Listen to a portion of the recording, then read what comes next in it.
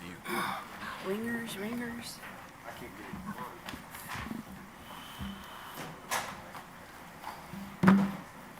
This, Keena.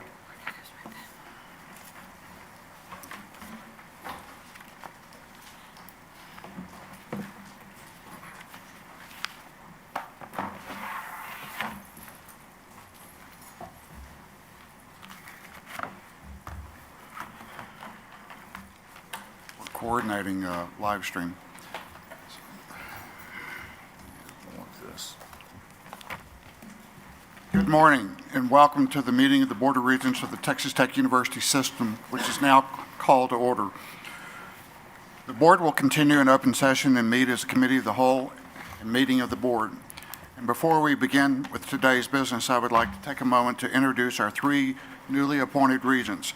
Please note, however, that our newly appointed regents are not yet official, as they are awaiting Senate confirmation from the state of Texas and are joining us as observers only today. Our new regents will not discuss or vote on any matters being presented before the board today. Now, with that being said, I'd like to introduce you to Ms. Celia Acosta.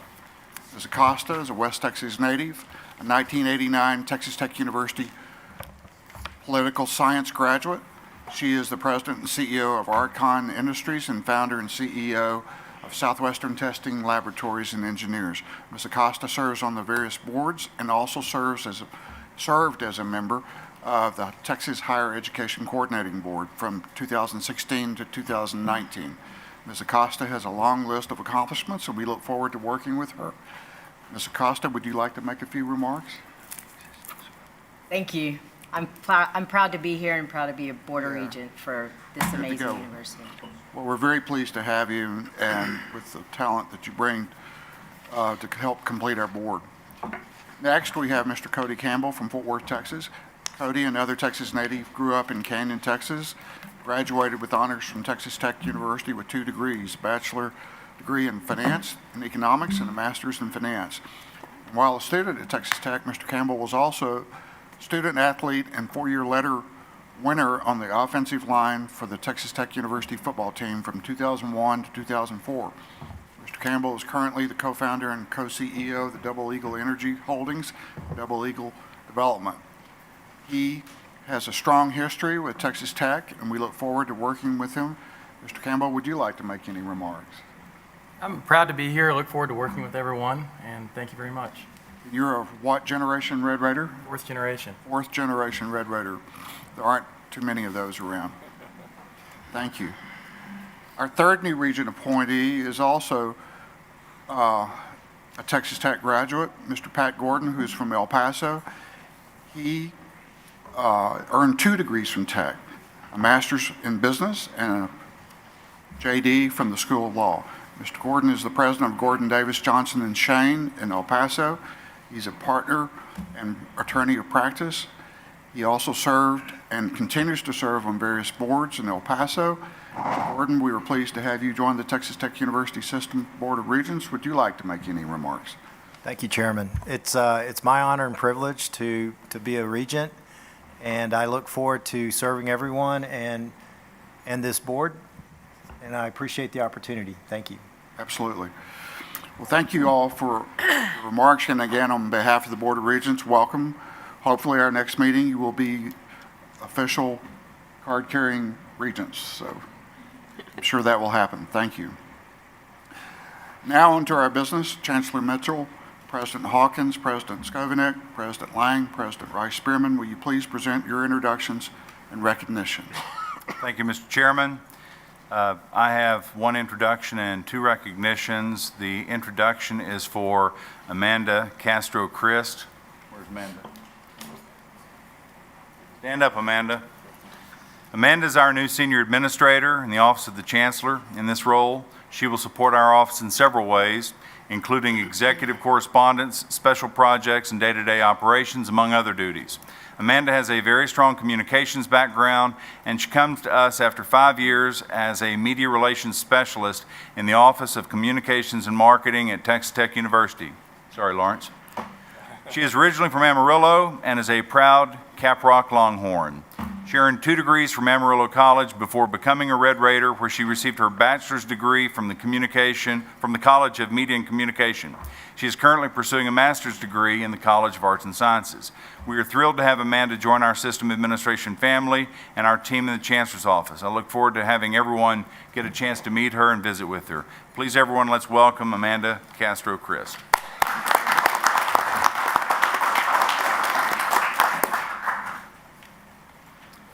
And so for the people I'd like to introduce first, joining us is a gentleman who needs no introduction, but is someone who's making a tremendous impact in our community. And I want to take time and recognize him, as well as the city of Lubbock today. Mayor Dan Pope. Where are you, Dan?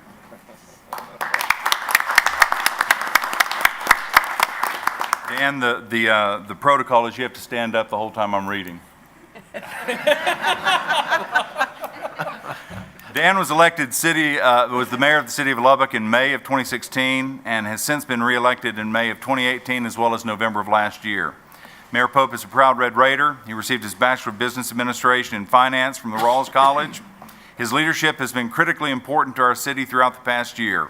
We are all aware of how challenging a time it has been for everyone. In dealing with the pandemic over the past 14 months, if you think back to our first press conference on COVID, it was actually on March 18th, 2020. So we're right at the 1-year anniversary of that. So in dealing with the pandemic to leading out the rollout of vaccinations, and earlier this year with the winter storm, and how our city fared during that time, as a tough period of time for Lubbock as well as the state. This has been shown tremendous leadership that the mayor has had for us through one adversity after the next after the next. Our community partnership with the system, with universities, and with leadership across campuses has never been stronger as we have worked together through all of these challenges. Mayor Pope, the City of Lubbock Public Health Department, led by Catherine Wells and Dr. Ron Cook, as well as city leaders, have been at the forefront of the state when it comes to implementing a plan to provide our citizens with the COVID-19 vaccination quickly and efficiently. And most of you know that every time that national numbers came out about vaccination rates, Lubbock was always mentioned in the top handful of cities across the country in getting vaccinations into arms. That's a remarkable achievement, and in fact, you may remember from my board presentation at the last meeting, at that ranking, we were 3rd in the nation for getting vaccinations. These are just a few of the efforts that has helped to keep our community safe and thriving. I've been asked from time to time how it is that our universities and our city has responded so effectively to this nightmare. I believe it's because all of our leaders, starting with the mayor, left their egos at the door. In a crisis, ego becomes your enemy. It tells us what we want to hear when we want to hear it, but oversized egos provide only short-term satisfaction, yet have long-term consequences. Egos in a crisis are poisonous, and the tone starts at the top. Impressing people is completely different from being impressive, and Mayor Pope is truly impressive. Mayor, thank you for your dedication to our community and your leadership when our citizens have needed it the most.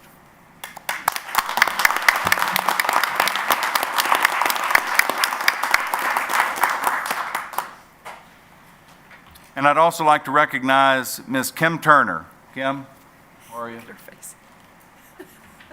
Where's Kim? Stand up, Kim. See, she knows the protocol, Dan.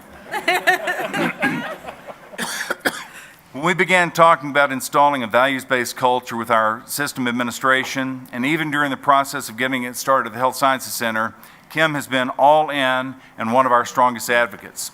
She immediately stepped up and answered the call as she became our first executive sponsor for this initiative at the system administration.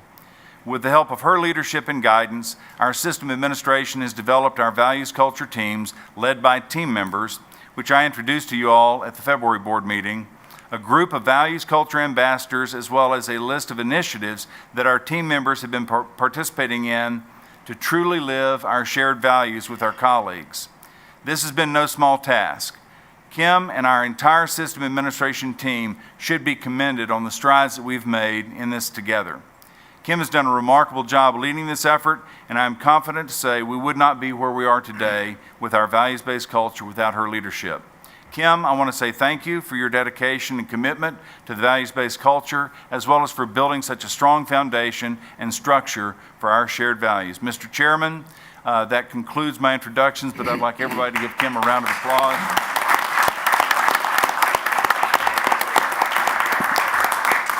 And I'd also like to quickly point out that tomorrow is the one-year anniversary of Lori Rice Spearman being named the sole finalist for the President of the Health Sciences Center. She's done almost as good a job as the previous president, I heard. Thank you, Chancellor Mitchell. Some would say better. Most. All right, any other introductions? Mr. Chairman, I have 4 introductions. First, I'd like to recognize Loani Vasquez Weber. Loani was named a 2021 Goldwater Scholar. The Goldwater Scholarship is one of the nation's most prestigious undergraduate awards in science, engineering, and mathematics. With the honor, Loani is now among an elite group of 38 Red Raiders who have been named Goldwater Scholars since the award's inception in 1989. Loani is a computer science major in the Whitaker College of Engineering, but also minors in biology and English. She intends to study the creation of computational models on the effects of neurodegenerative diseases and hopes her work can lay a foundation to improve the lives of dementia patients, specifically in the use of language. Congratulations, Loani.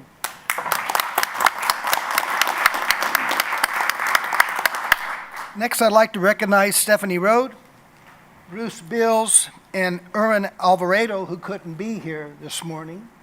The POM and co-ed cheer squads earned first and second place wins, respectively, in the NCAA and NDA Collegiate Cheer and Dance Championships in April. The national championship for the POM squad is the 6th for the program under Coach Alvarado, while the cheer squads won national titles in 2017 and 19 under Coach Bruce Bills. This year's Red Raider won the first collegiate championship in the mascot division, and Stephanie Rode has been the Spirit Program Director for more than 18 years. And under her leadership, she has successfully increased the visibility of the Spirit programs on the national stage and provided the university with a great source of pride. Stephanie also is the administrator of the Red Raider and Mass Rider programs. We are proud of Stephanie, Aaron, and Bruce's representation of Texas Tech. Congratulations.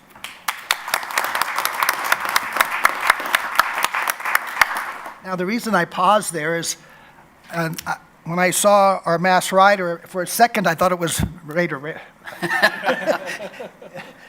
And I needed to introduce him. Next, I'd like to introduce Ashley Adams. Ashley Adams was recently named Texas Tech's 60th Mass Rider in the annual Transfer of the Reign ceremony. She is a Lubbock native and a graduate student in the College of Ag Sciences, majoring in animal science. When she was an undergraduate student, Ashley was on Texas Tech's ranch horse team with her gelding Maverick.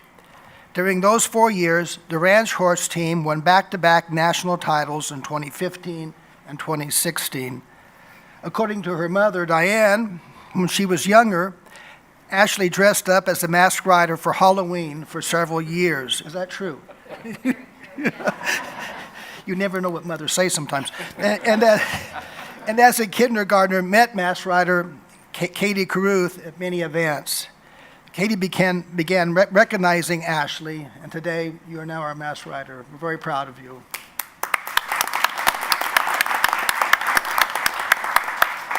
And finally, I'd like to introduce Dean Jesse Perez Mendez. Dean Mendez was appointed Dean of the College of Education in June of 2019. In the last 2 years, the college has received $3 million in principal residency grants from the Texas Education Agency to fund partnerships with independent school districts with the college's innovative tuition-free principal residency program. The program received recently $1.4 million in this year's cycle to partner with 5 independent school districts across the state, including Grand Prairie, Greenville, Lubbock, Lubbock Cooper, and Socorro. Additionally, the 86th Texas State Legislature placed the College of Education here at Texas Tech in a quality assurance role when it passed the Texas Incentive Allotment, a special fund administered by the TEA to reward the state's best-performing teachers. And our College of Education plays a special role in the administration of this new program. Thank you, Dean Mendez, for your leadership. Mr. Chairman, that concludes my introductions. Thank you, President Skovenick. Any others? Good morning, Chairman. Yes, I do have an introduction. In June of 2020, the Health Sciences Center embarked on a national search for our new provost. The focus of that search was to find a national leader in interprofessional education, someone who had a reputation of being faculty and student-centered, and also an innovator in health curriculum. And so it gives me great pleasure today to introduce Dr. Darren D'Agostino, who will be serving as provost of the Health Sciences Center. I'll share with you a little bit of information right now about Dr. D'Agostino, but later today in our agenda, we'll also be addressing his tenure as well, and I'll include some information at that time. Dr. D'Agostino comes from us from Kansas City University, where he served as a professor of medicine and has held the roles of executive dean of the College of Osteopathic Medicine and vice provost of health affairs. Prior to his work at KCU, he served as associate dean for community health and innovation and professor of medicine at the University of North Texas Health Sciences Center. We are very excited to have you here with us, Darren. Thank you.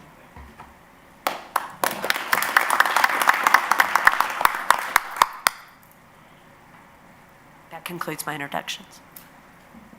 Thank you, Doctor. The board will continue in open session and meet as a committee of the whole and meeting of the board. We will now consider items as a committee of the whole. I would like to ask the Vice Chairman Griffin to preside over the committee of the whole. Mr. Griffin. Mr. Chairman, could I say something before our guests leave? Yes. I'm a personal friend of Mayor Dan Pope, and I really would just like to amplify what the Chancellor said. I think Dan's done an exceptional job of his role in the community over all 3 terms he's been in office, but he never signed up for what he has gone through over the last 18 months. Now, he does make like $75 a month, so he's handsomely consummated, but he has selflessly given of his time, efforts, always with more critics than accolades, and I've seen so much of it firsthand about what he goes through and what he has done to lead this city to where we are today. And if you travel around the country, when you get back to Lubbock, you're glad you're here. The way this city and region has survived and got to this point in the pandemic is attributable to a lot of people's actions, but in no small part does Dan, the city council, and the leadership at the city is a big part of what we've accomplished. And I just want to personally add to Chancellor's comments and thank Dan for his efforts. How about a standing ovation?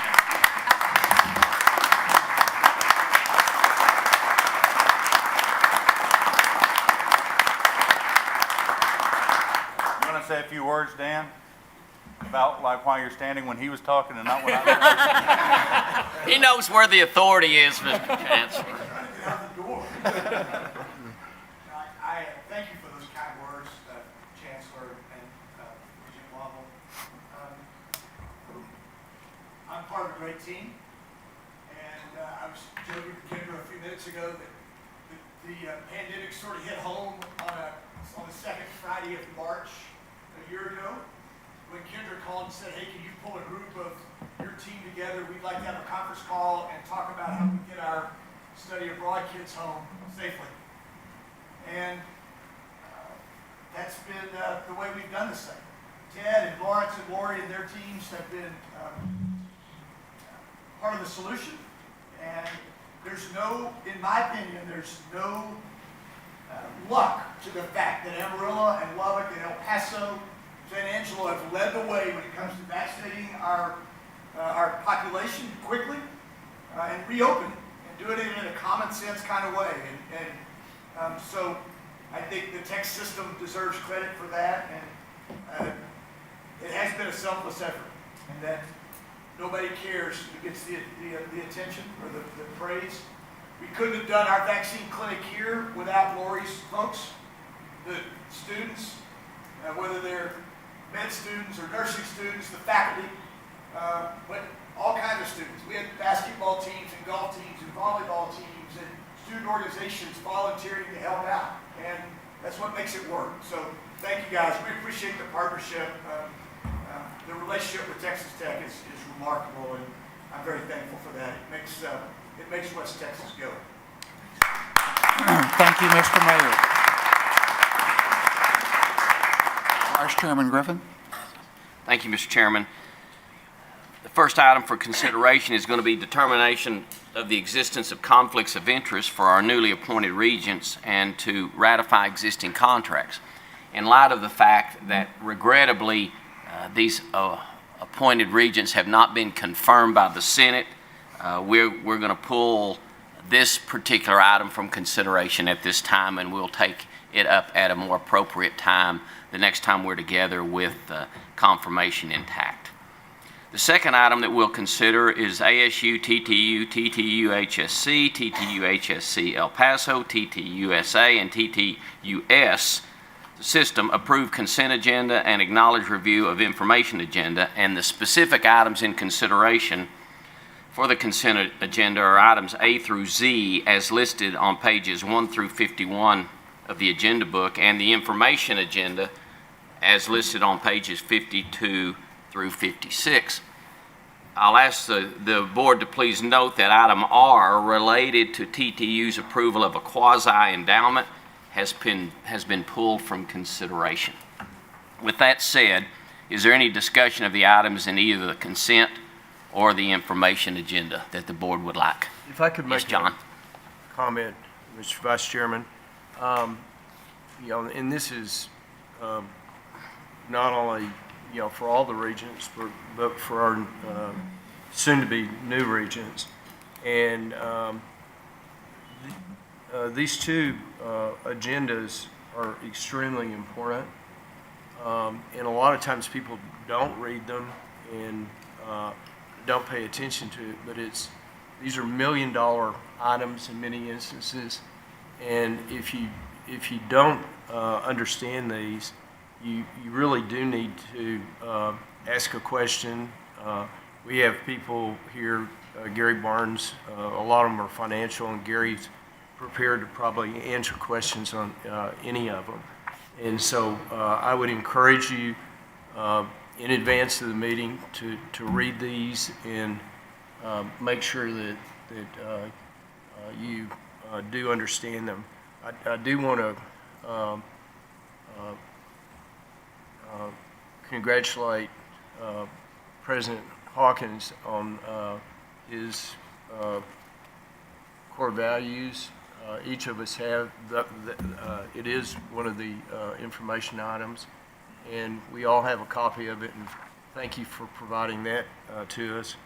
And I do think that there might be a few that I think it's important to look at.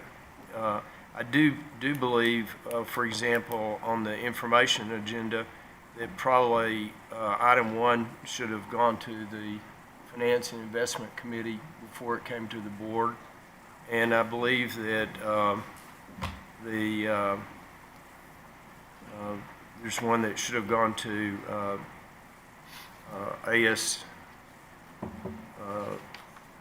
ACS first, and that's number 8. And so I do think in those instances, it would be good if the committee is able to see those. And I'll just select, I had several that I had questions on myself. I'll just select one to ask Gary Barnes. In there, we've got a contract with a brand consultant. Would you mind elaborating on that?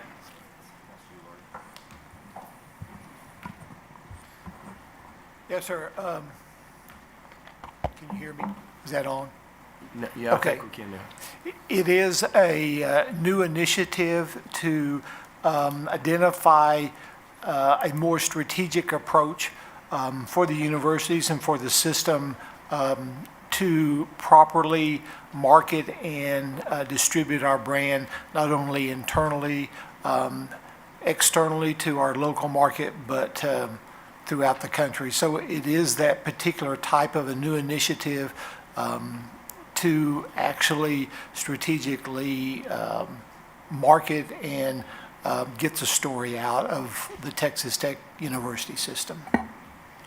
And one other that I think everyone needs to understand is that we do submit to the state a 5-year capital plan, and you might elaborate on that very briefly too, so that everyone understands.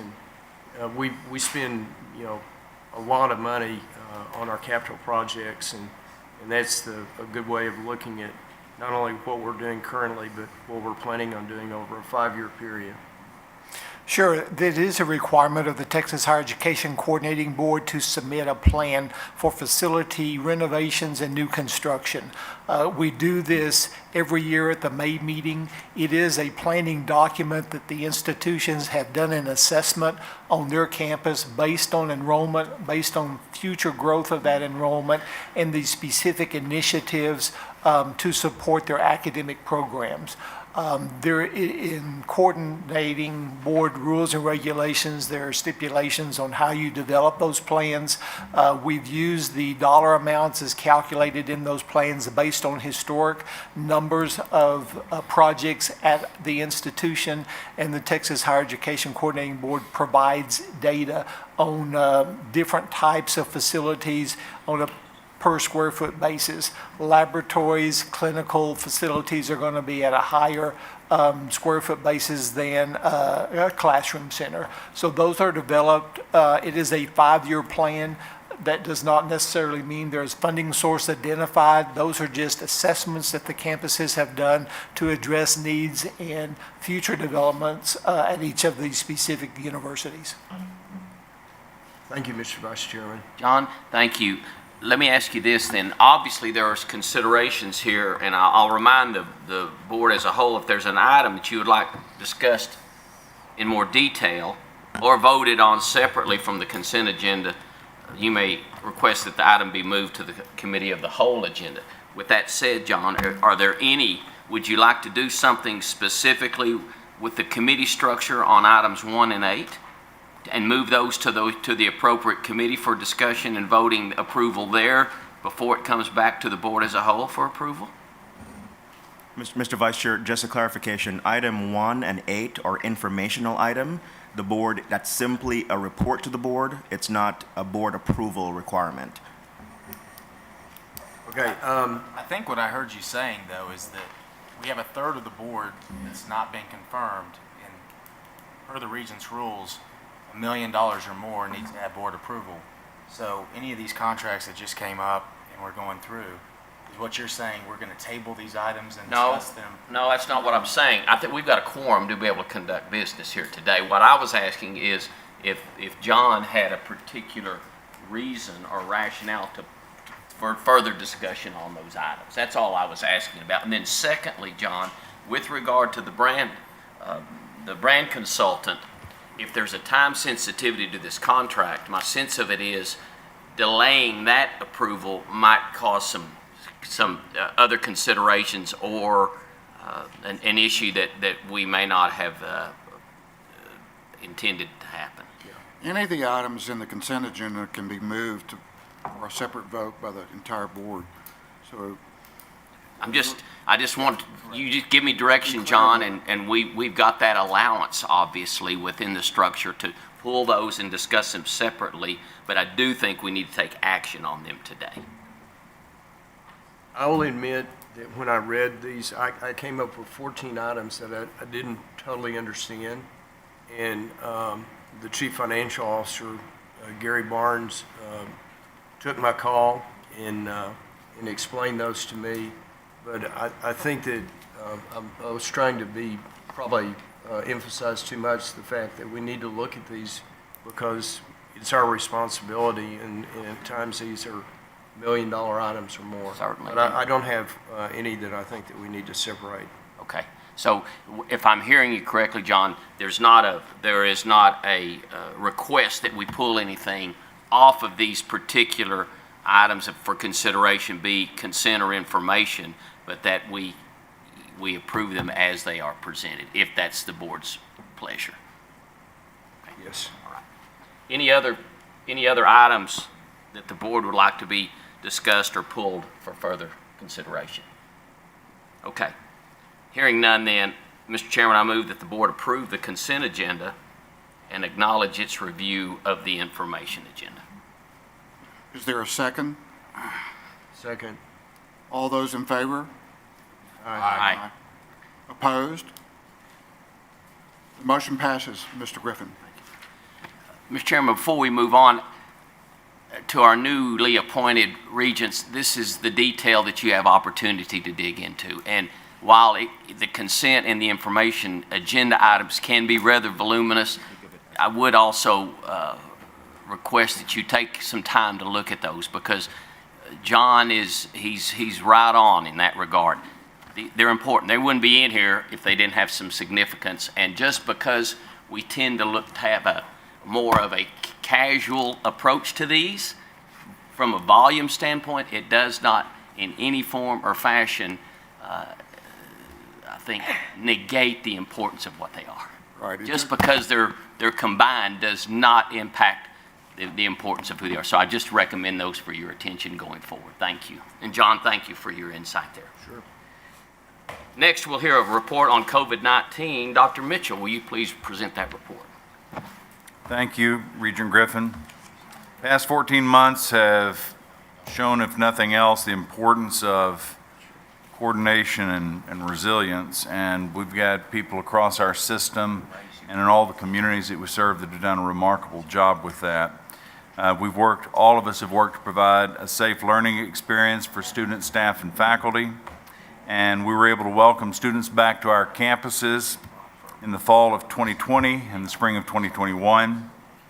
Also, a portion of our employees began the transition back to in-person operations by the end of the summer of 2020, and we've successfully and incrementally resumed daily operations with a continued focus on health and safety. I'm very encouraged by the state's decrease in coronavirus positivity rate and hospitalizations, as well as the increase in the vaccination rate, and we are ready to return to normal operations as a system. As everyone works to do this, leaders at all of the universities know what will work best for their specific institution. In addition to that, the two health-related universities are still continuing to see patients and provide health care to people in West Texas and beyond. Our presidents have begun sharing details specific to their institutions regarding operational protocols, and each of the universities plans to return to normal operations this summer and by the fall of 2021. In order to remain flexible, considering openings, this is where we are as of today. TTU System Administration here in this building will be fully back to work on June 1st. TTU plans to end their remote working by June 1st. Texas Tech University Health Sciences Center will be back to normal operations by August 1st. Angelo State will be back to normal operations by August, and TTU HSC El Paso by June 1st. In April, I communicated my support to the presidents for returning to normal operations this fall with in-person, face-to-face instruction as the primary means of their educational modality. Currently, as of May 10th, system-wide, there were a total of 11 students with coronavirus. 8 students at Texas Tech, 2 at Angelo State, 1 at Health Science Center, and none in El Paso. But as far as Lubbock, Texas goes, the cases remain low. They're averaging less than 20 new cases per day. Less than 2.5% of hospitalizations now are COVID-19. And if you'll remember, at the height of everything, we had between 30 and 40% of hospitalized patients that were COVID-19 patients. So not only are there fewer new cases being diagnosed. There are fewer of those that are being admitted to hospitals. Of those that are being admitted to the hospitals, fewer of them are requiring ICU treatment. And of those requiring ICU treatment, fewer of them are requiring intubation. And of those requiring fewer intubations, fewer of them are dying. So the numbers across the board are looking really good. Nationally, we've now administered 262 million doses of vaccinations. By March 29th, anyone over the age of 16 and older in Texas was eligible for vaccinations, and as all of you have heard, the FDA has approved a Pfizer vaccine for children between the ages of 12 and 15. Providers have also started administering the one-shot J&J vaccination after there was a short pause for an incredibly rare health concern. 46% of the total U.S. population has received at least one dose of the vaccination. 35% of the population is fully vaccinated. About 8% of the nationwide population who received the first dose of either Pfizer or Moderna did not return for their second dose. And it's really important to remember that in order for us to really get our herd immunity, we need everybody getting the second dose to be fully vaccinated. And here in Lubbock, the large-scale vaccination clinics that the mayor was referring to at the Lubbock Memorial Civic Center was open for 4 months. We actually closed it on April 30th, and the vaccine is now available at sites throughout the city, including many businesses, pharmacies, and churches. As of May 3rd, Lubbock has administered a total of 121,000 vaccinations, and we have 57,000 individuals that have received both of their doses of the COVID-19 vaccine. I'd like to thank the state leaders as well as the local leaders like Mayor Pope and the City Council, our delegation here, for their help and their coordination with the rollout. I want to thank all of our clinical professionals, including many of our students, faculty, and staff. As Dan mentioned, many of them were helping to man these clinics voluntarily, and that was immensely helpful in getting people through in an efficient and effective manner. Across our system, Angelo State University has been in partnership with Shannon Clinic, and a total of 900 vaccinations have been administered on their campus. Based on self-reporting with the ASU Wellness Screening Tool, 14% of the students, 56% of the faculty, and 43% of the staff have been vaccinated as of May 10th. At Texas Tech, they've hosted 9 vaccine clinics on campus, and they have given a total of 2,110 doses of the COVID-19 vaccination. They're hosting 2 more clinics this week. At the health-related institutions, they've been providing vaccinations to the communities as well as to their own communities within the universities.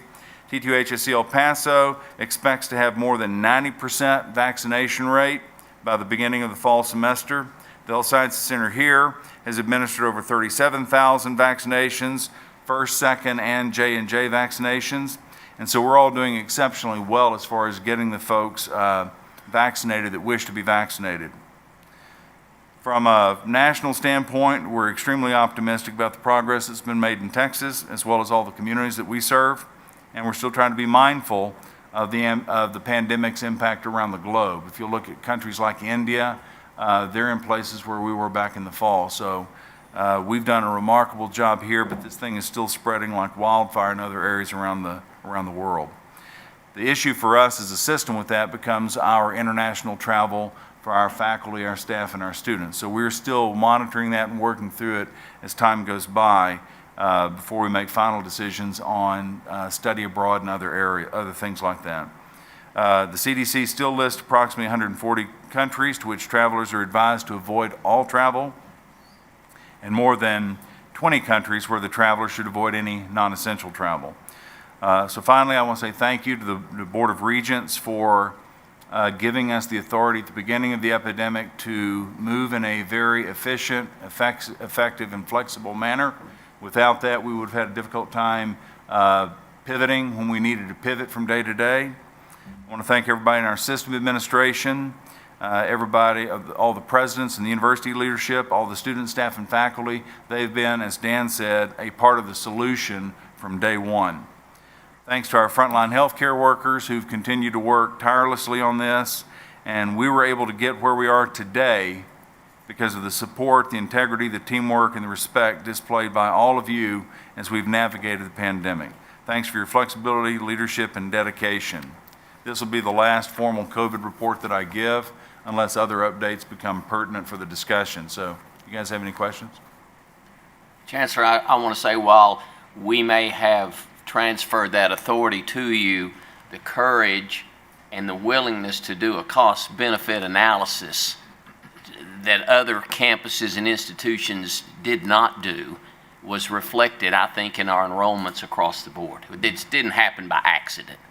And the families saw this as not only a safe place, but one that was going to return a value on their investment by being in that classroom as much as was that could be possibly done. So I really want to commend you, the presidents, the staff, the marketing teams, the faculty for stepping up and really, quite frankly, in a courageous moment. When it could have been easy to say, no, we just need to shut this thing down, you said, we're going to put the interests of the students first and foremost with their safety in mind, and we did that, and the results speak for themselves. Well done. Thank you.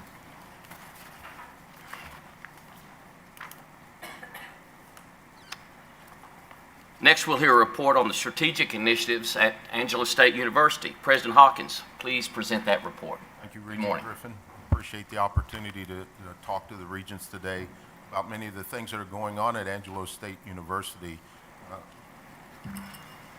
Regent Regent Walker also made mention of our values journey that we have been on, and you have in front of you 3 items that we have handed out, and particularly the one on top. Wanted to start with that being our values journey. We have been on this journey since November of last year, and back in February of this year, we brought together 75 individuals across the board of the university as well as in the community, and Shannon Medical System being one of those community members that was a part of helping us bring together and put out and establish and codify these 5 values that you see on the handout that I've given you. You might see that this is written in Spanish, and there's a reason behind that with us being a Hispanic serving institution. The majority of our population being that way, we felt it important for us to do something like that. But if you flip it over, we've also have it in English for those of us who only went through Spanish 1 and Spanish 2 in high school and understand some of the words when we hear them, but can't really speak them and articulate them in the proper manner. I say that somewhat tongue-in-cheek because one of the things that we want to do is look at how we do educate our student population and bring them along to understand the importance of having a second language in their, pardon the pun, vocabulary, and one of those being Spanish. But I turn back over and tell you that the person who has really led this effort for us is Ms. Flor Madero. She's the one who is with us on our values culture team that has been brought up and also led by Steve Sosslin. We appreciate the work of the system and what they have done to help us get to the point that we are at, but also want to identify Presidents Rice, Spearman, and President Lang for the work that their universities have helped us to pull together these 5 values that you see on the sheet right now. These will also be present in the Janelle Center coming tomorrow as well as Saturday when we graduate the 1,100 students that go through the graduation ceremony at Angelo State. We wanted them to see these values that they helped put together prior to them walking across the stage. One of the things that I want to accentuate here is the input that we received from the students when we were doing this, and particularly from the athletes. We had a special session where around 90 of our athletes came together across all of our different sports and had input with Steve Sosslin and our values culture team to give their input on what this meant to them. And everybody was solidly behind where we're at right now. We are excited about getting this out across the community as well into the alumni's hands. And as a result of also you approving our new vision and mission statement, that too will also go out to everybody across the student body, across the faculty and staff at Angelo State. And in fact, I know it's already starting to flow because I've seen it on my email right now. But this is fundamental to where we are going as a university, how we make our decisions, and more importantly, how we live our lives, not just at the university, but across the board, especially when our students graduate and leave from here. So we bring that to your attention. The second handout that I have for you are the facts and faces handout. Now, in one of those things that you start putting figures on the paper, they are automatically almost out of date as soon as you put them down there. But I will answer any questions that you might have having to do with these facts and figures, but I will call your attention to our car scholarship that's down in the bottom left-hand corner of the page of the facts. That is one of the areas that we see as fundamental to how we go about recruiting and bringing students onto the ASU campus, and more importantly, not just students that come onto the ASU campus, but graduate students that also participate and receive car scholarships. Another area that's not on here that we're very, very proud of, that we follow the model that's also at Texas Tech University, is our Fostering RAM Success, where we really focus on helping foster children into the RAM family and get them through their entire 4-year, 3-year, however it might be, period of time that they graduate with a degree. You may not realize it, but once a child turns 18, a lot of the foster care that they have been receiving as a child, if you will, and we qualify them as that, it stops. And so we pick that up there at Angelo State, also providing them car scholarships as they move through the area. Another area over to on the right of this column is our Hispanic Serving Institution, where we received that some years ago. We are now moving towards being a minority serving institution and believe within the next 3 to 4 years we will make that a reality also at Angelo State University. There are a lot of benefits for us being able to do that from the perspective of what types of grants that we might be able to receive as a result of being a minority serving institution. If you were to turn this over and start looking at our faces, the individuals that we highlight there, there's not enough room for everybody on here, but when we start looking at Jaslyn as well as Zoe down at the bottom for our students, they too are individuals that are recipients right now of important scholarships that we have, and primarily the focus that we have there is on our honor students and what they do, but not just our honor students, other individuals that are at Angelo State and how they receive recognition for being outstanding students across the board. When you look down at the different faces that we have down in the bottom left-hand side, there is a space that's missing there because we were going to put all of our athletes on there and we couldn't do that. But the reason I say that, we have 375 athletes that participate across the board at Angelo State University. 285 of them are on the Dean's List or above, 3.0 or above. And I'm very, very proud of that. And more importantly, we're very, very proud of their graduation rate as they come into the university and then also graduate. Myself being a student athlete during that time, I was extremely proud of the opportunity given to me to run track, but I was even more proud of the opportunity to graduate from Angelo State. So, and in fact, they are going to be having their recognition dinner this evening at 4 o'clock, where they will get their sash as a student athlete, those who are getting ready to graduate this Friday and Saturday. And Regents Griffin and Regents Carrick Davis will be able to see them. They're a white sash that has student athlete on it. They're very, very proud of that. And I dare say most of them that go across that stage will be one of those individuals that are 3.0 or better as a result of what the athletic department puts into academics, but not only athletics, but service to the university and the community at large. Over to the right-hand side, one of the individuals down there, Chuck Waddington, was one of our coaches that was coach of the national championship volleyball team.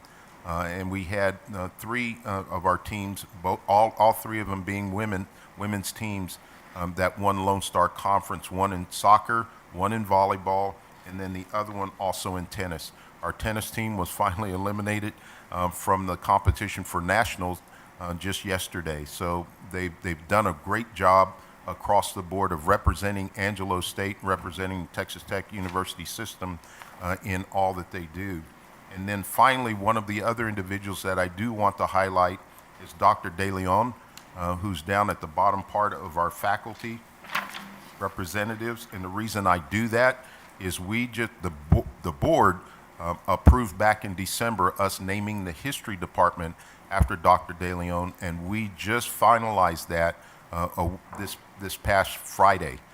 And as a result of that going on, our history department at Angelo State is known as the Dr. De Leon History Department, and we're very, very proud of what he has done, the contributions that he has made to the history of Hispanics, Latinx, and Mexicans is tremendous. He is an accomplished author and is called upon to speak at different events because of his background, and that is still the case even today with him having retired some time ago and being a professor emeritus. But we're very, very proud of the faces and facts of what is going on at Angelo State and how it is that we're doing business. And one of the other areas I have for you is on the last handout, where we start looking at some of the things that we are now doing at the university or trying to do. And one of those is we have put in a request for $4 million, be the $4 million recipient of resources to stand up a cybersecurity and artificial intelligence center of excellence at Angelo State University. The reason being are many, but the big strategic focus area is we believe we're in the hub, with Goodfellow Air Force Base being there and being the lead base for all intel training that goes on in the Department of Defense. That's not just at the Air Force, but with the Army, the Navy, and the Marine Corps. Anybody that does anything towards intel in the United States military, they're coming to San Angelo, and they're going to be trained at one point in time at Goodfellow Air Force Base. And that's why we have inserted the focus on artificial intelligence and working with the military to where we can also build out a curriculum that provides our military members the importance of what artificial intelligence and the impact that artificial intelligence has on the United States military as we move forward. Part and parcel to that, with the cybersecurity area, we are joining with other universities, not necessarily in the Texas Tech system, but other universities that have cybersecurity centers of excellence, one being UTSA and one being at UTEP, and working with them on how it is that we can all work together to where Texas becomes what we know to have the Silicon Valley be out in California, but we can be that hub of security, cybersecurity in the United States, and that being pointed directly at Texas, with one of those areas being Angelo State University. We have a lot of different partners that have agreed to work with us on that. You can see those at the bottom right-hand corner of the paper. Those being FEMA, Raytheon, Dell Corporation, Worldwide Technology, McAfee Corporation. They are all asking to have interns come and be a part of their companies, and those interns coming out of Angelo State University.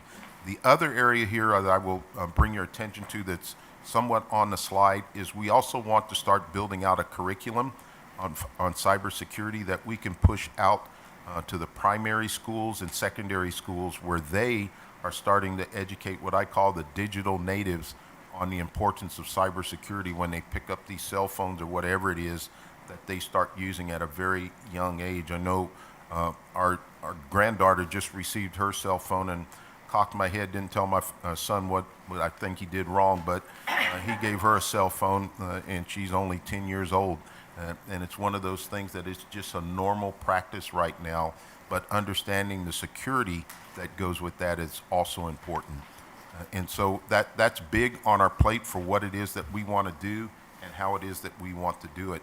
If you were to turn that page over from the cybersecurity side, you see at the top of it our proposed, that is now our approved vision and mission statements that we have at Angelo State. And one of the reasons why we worked on that, and when I say we, it was a committee of the whole, if you will, at the ASU that looked at that. We wanted to make sure we brought everybody, every function of the university into our mission statement.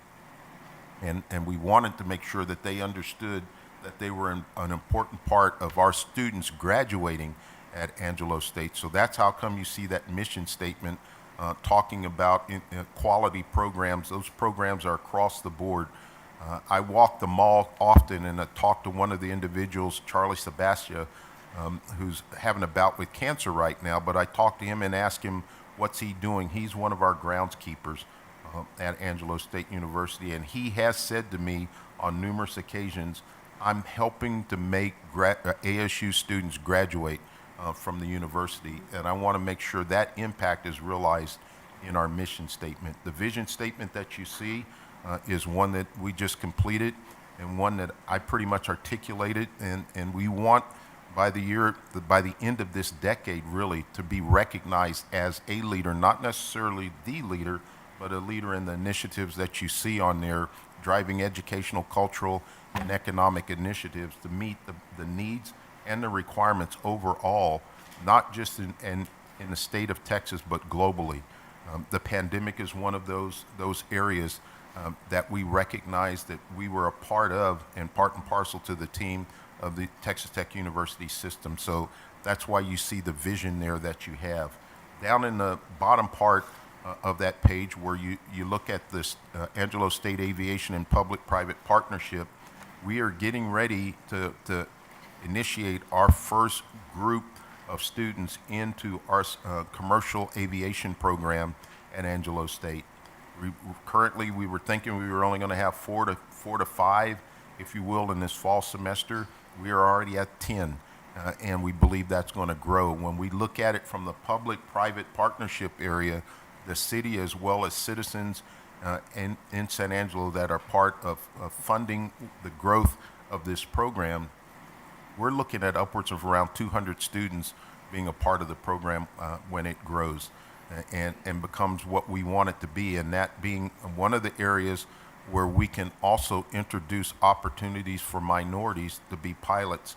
I don't know if you're familiar with it, but United Airlines just put out a goal that by the year 2030, over 50% of their pilots will be people of color and or females. And so we want to be the Chief of Staff of the Air Force on how we can also feed into the Air Force pipeline and feed pilots into that as a result of being right there in West Texas and having an ROTC detachment. And then over on the other side of that paper where we have our social work, we're really, truly excited about being approved to have this doctorate in social work because of all of the things that we all hear and know about from mental health, as well as the need for individuals to be able to have the best understanding for how they can get the services that they need. And this social work, this doctorate in social work, we believe is going to help us do that and educate not only our students, but educate the community at large to the importance of what that brings to the economy, as well as what that brings to the individuals that they help.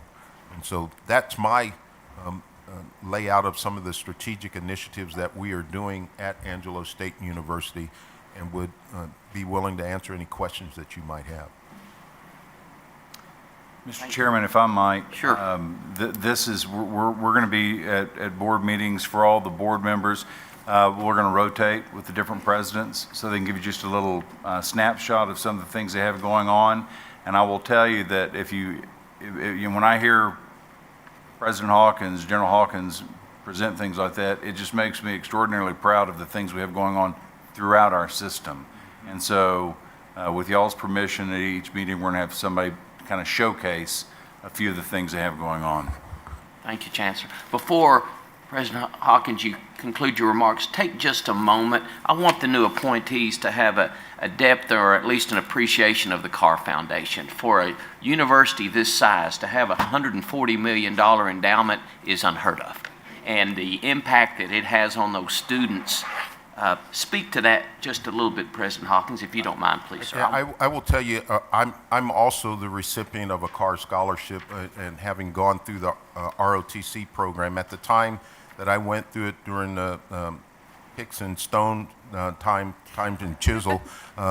They were only offering it to the ROTC students, and then they opened it up, they being the cars themselves, opened it up to everybody, every student, regardless of where they come from. And I want to emphasize that because a lot of people have come up to me and told me that the car scholarship is just for those individuals that are in San Angelo, just for those individuals in Texas. It is for anybody who comes and is a part of of Angelo State.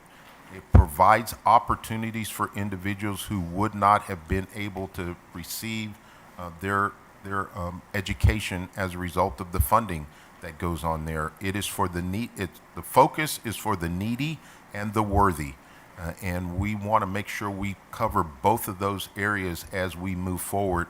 Academically, we give out scholarships to the individuals coming in that have 4.0s coming out of high school or wherever it might be. We give scholarships to graduate students who are coming into Angelo State University, but we also give scholarships to individuals who cannot afford to be on the campus.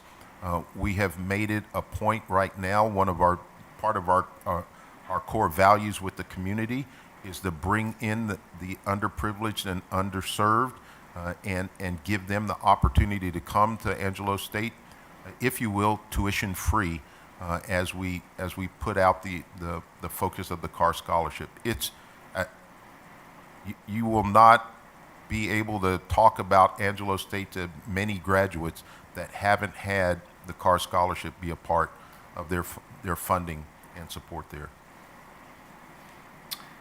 Thank you, President Hawkins. Great report. Any other questions or comments with regard to just a few of the things going on at Angelo State? Just a few. Thank you. Thank you. Mr. Chairman, excuse me, anyone else? Mr. Chairman, that concludes items to be considered by the Committee of the Whole at this time. Thank you, Regent Griffin. I'd like to reiterate the value that's highlighted by what Mr. Hawkins has outlined for ASU, but also we're going to continue to do this for the various schools of the university system just to give people a better feel and highlight the accomplishments that occur across West Texas with 57,000 students currently and another 12,000 employees, et cetera. It's worthy of note. It's a pure reminder of the services and the improvement to the quality of life and level of understanding in West Texas. So it's much appreciated, and that will continue on. With that, the meeting of the Board of Regents will now recess so that the committee meetings may begin. The meeting of the board will reconvene today upon adjournment of the last committee meeting of the day at approximately 11:35 a.m. Thank you.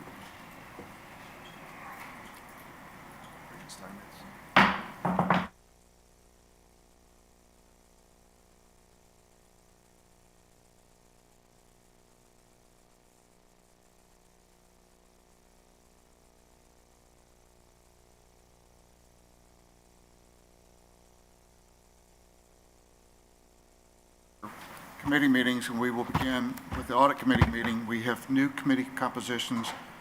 The audit committee members are Regent John Steinmetz, who serves right. We'll continue in a moment. Sorry. Okay, no, it's hard to break in new leadership, man. Regent Womble, don't let me down.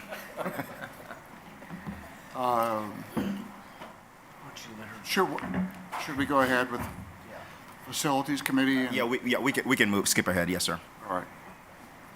Let's do that. Regent Womble, if you don't mind.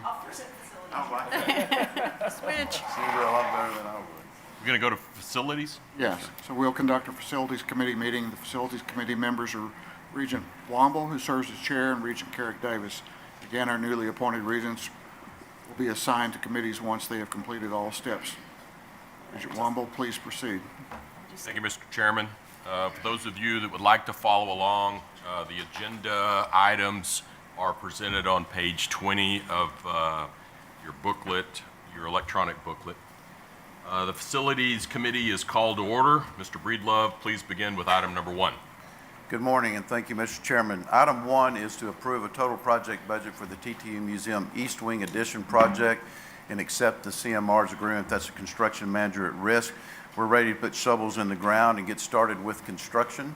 As a reminder, this is an infill project. Back in 1970, this area was actually designed as a sculpture courtyard, but now we're going to infill it with a 3-story building for the Arnolds. So this is a concept rendering. You can see the 2-story addition that has the windows on it. That's where the infill is going to be. It's about 18,700 square feet. It has a basement and then the 2 floors. And we're going to talk about the individual floors. So in the basement area, the far right, you can see that's a high-density mobile storage for the collection. That's where you can put lots of items in there and roll them back and forth. I believe that this collection just from the Arnolds has 558 pieces, but this will also house other collections for the museum. And then the big area with the tables there, that's a research type space for them. That's in the basement. First floor is going to be actually the gallery, the exhibit space. You can see the large area there with just some ancillary spaces below to support that. And then the second floor is mainly the heritage chair, the offices. We have exhibit lab there in the top left where they can actually come in and do research and work on the exhibits themselves. So the project overview, Mr. Chairman, is construct an 18,700 gross square foot infill addition to the east side of the Museum of Texas Tech University. It's got the basement connections to the central secured hallways, collections areas, main storage room for the new collection. First floor, again, is the gallery space for the Dr. Robert and Louise Wilson Arnold collection and other display items. The space will feature gallery walls, lighting that highlight the art, and then the second floor is more the academic and staff space for the Heritage Management and Museum Service Program. We do have a little bit of utility work, infrastructure work. We've got a new elevator that's going to go in there. We're going to have to up the chiller size to be able to maintain this space and also the adjoining spaces. So the budget is the additional request. You can see the majority of that is construction. The additional request is $6.7 million for a revised budget of $12 million. And here's the recommendation: to authorize the acceptance of the guaranteed maximum price for the construction of the Museum East Wing Addition project, increase the budget by the $10.697 million for a total project budget of $12 million, report the project to the Texas Higher Education Coordinating Board, and amend the construction manager at risk agreement. They're just in pre-con services now. Total project budget will be funded through the revenue finance system, repaid with gifts, HEF, institutional funds, and also hopefully some TRIP funding. Mr. Chairman, that's the recommendation. And Billy, could you break out sort of what our analysis is of how much of this is going to be gifts? What gifts do we already have on tab for that, and how much of this will be coming from the HEF and other funds? Yeah. Yes, sir. The Arnolds provided towards the construction, I think about $8 million. Yes. And they provided another $1 million for ongoing support of the activities there, and the university, as part of those discussions to acquire that gift, agreed that we would make up the balance. Yes, sir.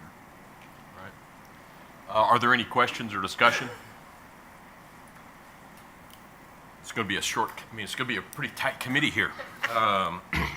Do I hear a motion to approve the item? So moved. I second. All in favor? Aye. Any opposed? Motion passes. Mr. Breedlove, please continue with item number 2. Mr. Chairman, item number 2, authorize expenditures for the Academic Sciences Building Project for Design Professional Stage 2 services and Construction Manager at Risk pre-construction services. We're at the point now where we want to advance in our design and also bring on a contractor that can help start pricing and doing some constructability reviews for it. So this is a reminder of where the project site's going to be. It is in the historical district. I'm going to show you a little bit better. This is more what the footprint's going to look like. It sits west of the existing chemistry buildings, and you can see the science building to the north, and on the far right side of the page, Memorial Circle and the administration building. Being located in this area, we will use the Texas Tech University standards for Spanish Renaissance design. We're moving along pretty quickly on our design. So this is the basement floor plan. We've got 3 stories in a basement, and I'm going to kind of break out a little bit about what's going in each space here. As a reminder, we have 5 departments they're going to partially occupy this building. There's not 100% move in for all of these different academia units. But this one right here, the basement, it's going to have physics, and it's got teaching and research, an actual clean room in there. So the basement area is mainly going to be the physics side. First floor is geology, teaching, and research. As you can see, there's lots of lab spaces there, teaching labs and research labs for that department. The second floor is chemistry, teaching, research, and also psychology research in this area. So that's the second floor. And then the third floor is biology, teaching, and research, and NIH-type spaces. One of the things that the university has done is they have challenged these 5 departments, and where do you want to be in the next 5 to 10 years? Not just what your needs are now, but where do you want to be? And so we have some really cool spaces that they're actually designing. They're the type of spaces that give the university opportunity for NIH grant opportunities or other grant opportunities in the future. So they're really thought outside of the box and tried to look into the future to see where they were going to be. So the scope of services is to amend the design professional agreement for stage 2 services. So we're going to do design development, construction documents, construction administration phases, a statement of probable cost, and project design schedule. That's for the design professional. And then the construction manager at risk agreement to provide pre-construction activities associated with planning and design, bringing them in to work with the design team. So they're going to do a project evaluation, site analysis, constructability reviews, value engineering opportunities, scheduling, cost control, and then, of course, the development of the guaranteed maximum price so we could come back to the board for full construction. Project overview is constructing approximately 125,000 gross square foot basement and 3-story structure against research and teaching lab spaces for geosciences, physics, chemistry, biology, and psychological sciences, associated offices, classrooms, ancillary space to accommodate support of the facility. Of course, all the MEP work, network, custodial, restrooms, relocation of conflicting site utilities. We have some electrical lines and some plumbing lines that run through there that we're going to have to move. And then we're going to tie back into the Texas Tech utility tunnel for all the new utilities. And then the president and I will sit down and we'll analyze the landscape enhancement and public art piece of this also. So here's the project budget, Mr. Chairman. The additional request is for $6.3 million. Most of that's professional services to go from stage 1 to stage 2 design, and then we have some construction there for pre-con services and maybe some early utility relocation, and for a revised budget of $8.1 million. So here's the recommendation, and I wanted to go back and give you a little bit of history on this. Back in February of 2020, we talked about this project, and it was sitting at about $85 million, was just what we were thinking in the past. We based some of those numbers off the ESB2 project that we were working on nearing completion. Of course, that was a 2015 initiative. As we moved through and started programming, and like I said, challenging all 5 departments to think outside the box, we now are sitting at a budget of $100 million. So the recommendation is to approve expenditures of the $6.38 million for a total of $8.1 million for the Academic Sciences Building project, with anticipated total project budget of $100 million. Authorize and amend the design professional agreement for stage 2 services and award a construction manager at risk pre-con services. Expenditures will be funded through the revenue finance system, repaid with HEF, and the total current expenditures include the previously board authorized expenditures of the $1.749 million. That's the recommendation, sir. So what kind of confidence do we have in that $100 million number? How much could that move on us? Well, you know, right now, the challenge is probably market. And it's probably the challenges in the materials. We are seeing, I pulled some figures this week, and this is, of course, across the nation, but some of the raw materials that we're looking at is copper and wire. That's up 70% since August. Steel pipe and fittings are up 218% since September. If you can get any kind of PVC product, it's up 30%. Lumber, if you go to the store and try to buy a tube before that was $2.50, now it's $8. And then, of course, structural steel's up about 30%. Structural steel, the mills, I talked to a guy that actually does chemical analysis for the steel mills, and he said all the mills are starting to ramp back up. Hopefully that's going to give us some stock on the ground. But these big boxes like Amazon's that are building these huge warehouses are eating up all the bar joists. So the steel prices have gone up. The delivery for a bar joist is 6 to 8 months. So that's going to hurt us a little bit on pricing. So the volatility of the market is more what I'm concerned about right now. I think, though, that we have a good number going in. Noel's group and all the operations teams, the VPR, they have all been heavily involved in the programming of this. And I feel like we will hit that number, whether we have to move some things around or not, but we will hit the 100 million. Mr. President, this eats up a lot of parking there beside the chemistry building. What impact do we have on parking there? So on the master plan, there was a discussion of having a parking garage over there off of University, but we are in conversation about acquiring Raider Park. So we're discussing the possibilities for how that would be addressed. Where those specific places will go is not absolutely decided today. And it will depend whether we pursue the parking over there off of University near the Human Sciences Building or go over to Raider Park. And Texas Tech parking has been in all of our meetings, Eric Crouch and his team, so they are looking at opportunities too. What facilities does this free up? I mean, we're adding 120,000 square feet.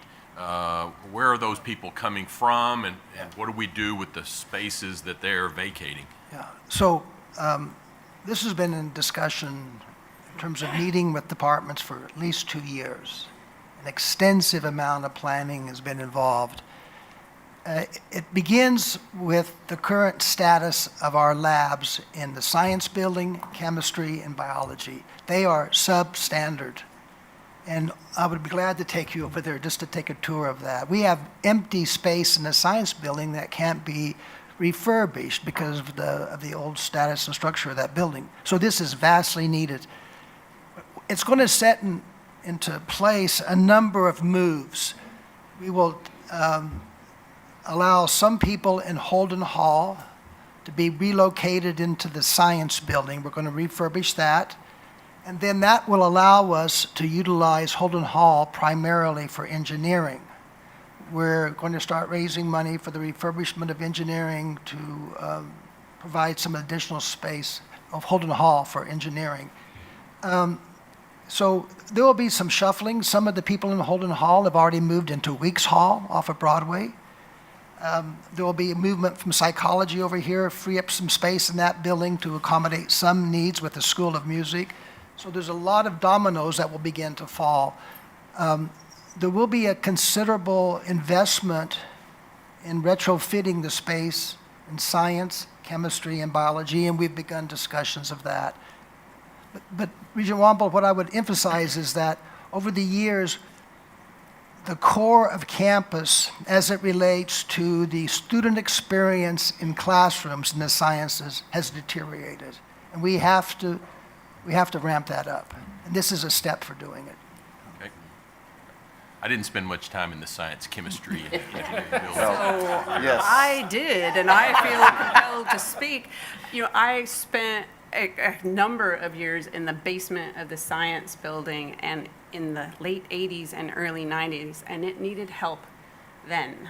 You know, I've gone back to the physics department to give lectures and worked with the students, and he is 100% correct. Compared to other universities, those labs are not where they need to be. So I'm excited to see this project as your resident scientist regent. You know, those folks have done great research over the years in those conditions, and I'm glad that you challenged them to look ahead.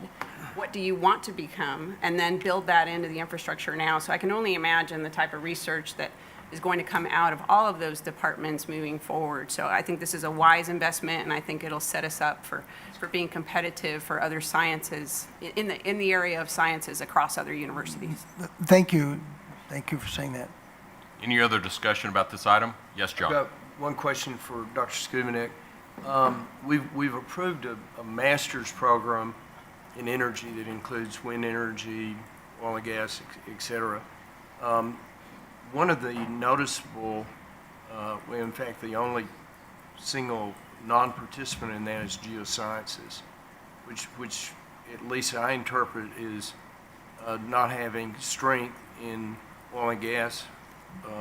And will this help in any way? Is there any plans to? Yeah. I just have a personal interest in that. So that program primarily was developed through the Rawls College of Business. Right. And with involvement of law.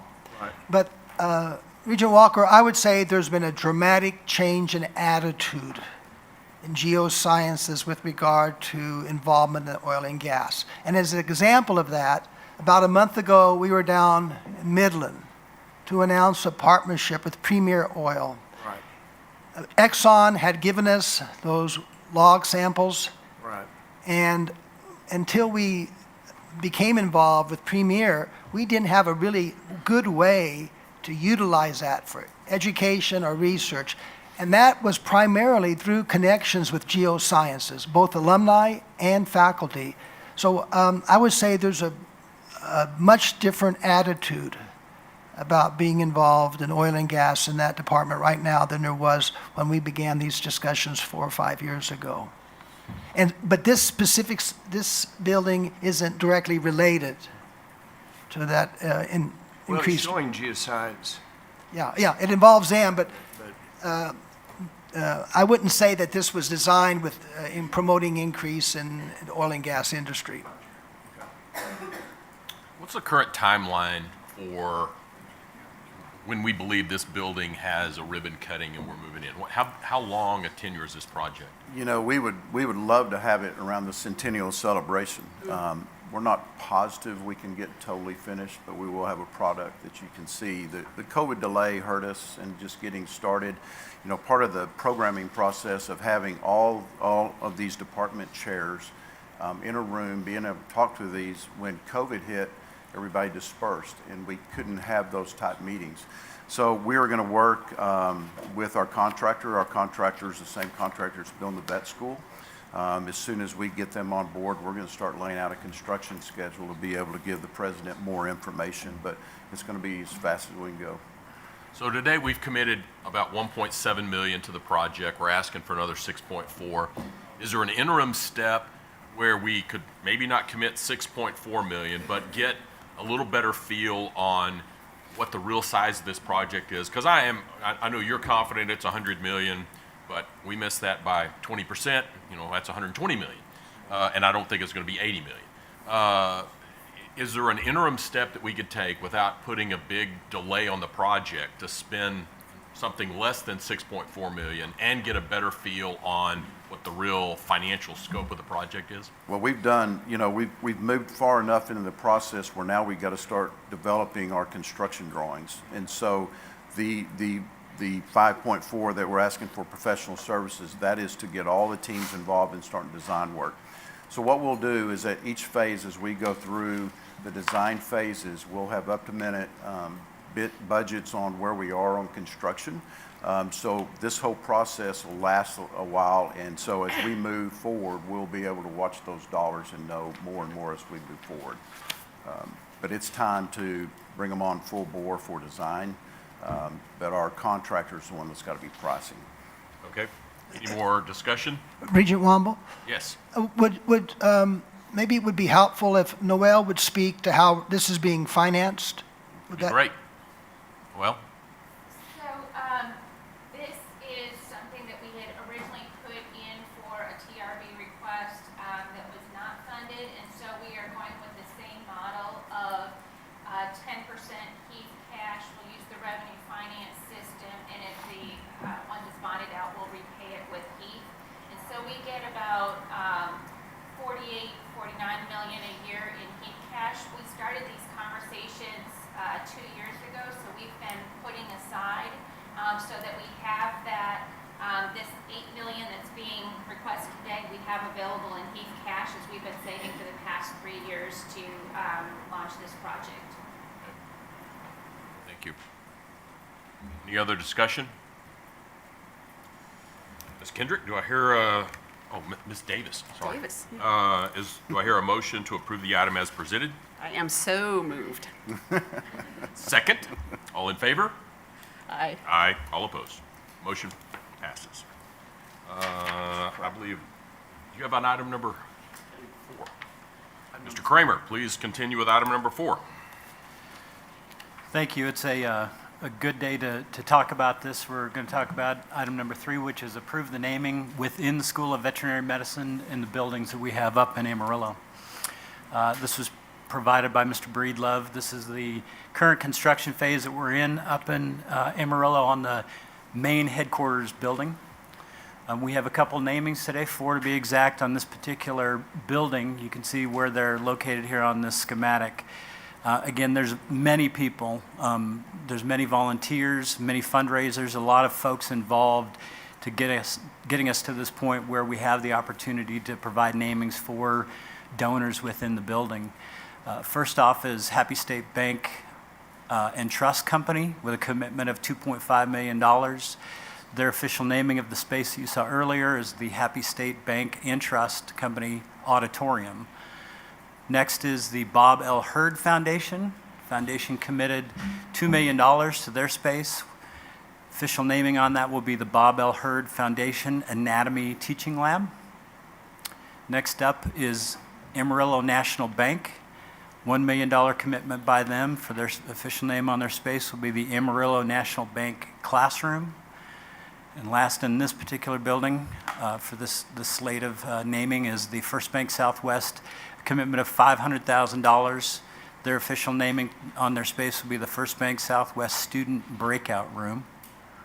Again, lots of time and work has been put into this. There are, those of you that are interested, there are more naming opportunities available. You can see it's a very big building. We're going to move on to the second part of this, the School of Veterinary Medicine, the Mariposa Station. This is located 2.5 miles away from the headquarters or main building that sits on about 10 acres of space. This is the current construction phase. This is where a lot of the animal activity and storage will go on, so it's a very working piece of property when it comes to animal health and isolation and other things associated with veterinary medicine. We have 2 specific spaces to be under consideration for naming today. You can see them located here on the schematic. The Cavaniss Beef Packers made a $2 million commitment. Official naming that we're asking for is along the lines of the Cavaniss Family Classroom. Cactus Feeders is the second one for today, $1 million commitment. That official naming will be the Cactus Feeders Bovine Skill Training Area. So with that, asking for the recommendation to authorize the naming of the School of Veterinary Medicine buildings. The donors concur with the naming of the space. Signage for these spaces will specify the approved name. Thank you, Patrick. Do I hear any questions, comments? Is there a motion to approve the item as presented? So moved. I second. All in favor? Aye. It passes. Mr. Kramer, now please present item number 4. Very happy to present this one as well, the approval of an honorific naming for the School of Veterinary Medicine Headquarters Room E294, and have it be known as the Herrick Leadership Conference Room. Here's that same building, so it'll be in the main headquarters building. The schematic, this one happens to be on the 2nd floor. You can see where it'll be located there on this map. And at this point, I'd like to ask Byron Kennedy to come to the podium. Byron's got a lot of firsthand knowledge of Mr. Herrick and all the work that he's done to promote the vet school up in Amarillo. Thank you, Patrick and the board. Just a quick note about Jason Herrick and his wife Shannon Herrick. Anytime we get the opportunity to address the board on matters that we think are significant, we appreciate the opportunity to do so. Early on in the project for the vet school, the fundraising component was going to be very critical. And in Amarillo, when we needed to organize a group, Jason Herrick was put to us to organize that group, to lead it, ultimately become a donor of it, and help us secure both the private contributions and the large grant that we got from Amarillo Economic Development Corporation. Those early meetings were all held in a conference room that we borrowed from the HSC, and so in the honor of the work that Jason has done, and his wife Shannon as well, it's apt to name the leadership conference room after them. Jason is the president of an energy company in Amarillo. His wife Shannon is the chair of pediatrics for HSC Amarillo. We appreciate the board's consideration of this naming, both in honor of their gift and their leadership. And Byron is probably at on personal risk with him being an A&M graduate. I'm shocked he didn't go under an alias with that. It was no small gift for him, for sure. Yeah. We try to partner across many universities. So, Mr. Chairman, recommendation today is to honor and recognize Jason Herrick's leadership and service to the School of Veterinary Medicine, approve the naming of the School of Veterinary Medicine Headquarters Room E294, the Herrick Leadership Conference Room. Signage of the space will be specified with the approved name. And are there any questions or comments about this item? Kramer, I just want to say congratulations to you and your team for raising even in 2020. I know it wasn't easy, and those that donated, much respect for them, but your team worked really well through the year, and I commend you for it. I appreciate that there is a Not lot on of this issue, but others. Thank you for that. I mean, there's a lot of folks involved with our fundraising effort, and our vice presidents on the campus level do a great job on their responsibilities to get that done. So thank you. Thank you. Do I hear a motion to approve the item as presented? So moved. Second. All in favor? Aye. Aye. Motion passes. Mr. Kramer, please continue with item number 5. Item number 5, again, a pleasure to talk about this one. The approval, and Billy talked about this earlier, to approve the naming of the museum East Wing Edition to be known as the Dr. Robert Neff and Louise Wilson Arnold Wing of the museum. This is the schematic that we have. That Billy will continue to update us on the progress of this building. This is just a rendering of what it will look like coming in, and the naming that will be located within the building. There's a lot here. But I want to be real specific. You know, the Helen Jones Foundation and Helen DeVitt Jones began her giving back in 1965 with a $1,000 gift, and that's always something we should recognize and acknowledge, that we can go back in the history of Texas Tech University and the system of long-standing community support, and we have great foundations located here in Lubbock. So we always need to recognize, but in this particular one, the Helen Jones Foundation made a generous commitment of $9 million, as Dr. Skuvenik said, to support the construction of the exhibit, and then an endowment to support and maintain the exhibit. The foundation requested the naming of the museum East Wing to honor Dr. Robert Neff and Louise Wilson Arnold, both who have worked tirelessly to serve the community of Lubbock and the university. Mrs. Arnold and Helen Jones, and this is the bullet point I like the best because it hits pretty close to home. Mrs. Arnold and Helen Jones met while serving on the Texas Tech Foundation board. Louise was the first executive director of the foundation, and again, tremendous leader in getting that done. And Robert served as a member of the foundation board. So the foundation owes its existence to Helen DeVitt Jones, a great humanitarian and patroness of education and the fine arts within Lubbock County. In total, when you look at what Ms. Jones did during her lifetime of giving, and then plus the foundation, we've recorded over $72 million worth of support, again, to students and to the university and the system itself. So a tremendous dedicated foundation that we have locally. So recommendation to recognize the contributions of the Helen Jones Foundation to support the construction of the exhibit wing and an endowment to maintain the exhibit, to recognize the foundation's request to honor and recognize Dr. Robert Neff and Louise Wilson Arnold for their timeless service to Lubbock community and Texas Tech University. So authorizing the naming of the museum East Wing Edition, known as the Dr. Robert Neff and Louise Wilson Arnold Wing. The donors concur with the naming of the space, and signage for the space will specify the approved name. Any questions or comments about this item? Hearing none, do I hear a motion to approve the item as presented? So moved. Second. All in favor? Aye. Item is approved. Thank you, Mr. Chairman. Mr. Breedlove, please present your construction projects report. Thank you, Mr. Chairman. I want to touch on just a few projects this morning, but I wanted to show a few of the project milestones just to give everybody some dates and some things that are happening out there. The School of Health Professions Physician Assistant Building in the Midland College campus. We had the groundbreaking on March 23rd. The next one is Ed Whitaker Center for Athletic Administration. That project is completed. I'm going to show you some pictures of that in just a little bit, but Kirby and his staff are moving in presently on that. Today at 4 o'clock, we are cutting the ribbon on the Dustin R. Womble Basketball Center. If you're able to come, please come to that. It's fascinating, and we appreciate your support on that, Regent Womble. It's a really cool facility. ASU Meyer Museum ribbon cutting is going to be May 21st. The VA Outpatient Clinic toured that this week with some others in the room. The ribbon cut's going to be May 25th.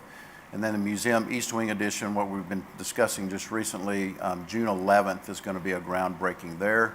And then the Dental Oral Health Clinic ribbon cutting is going to be June 22nd.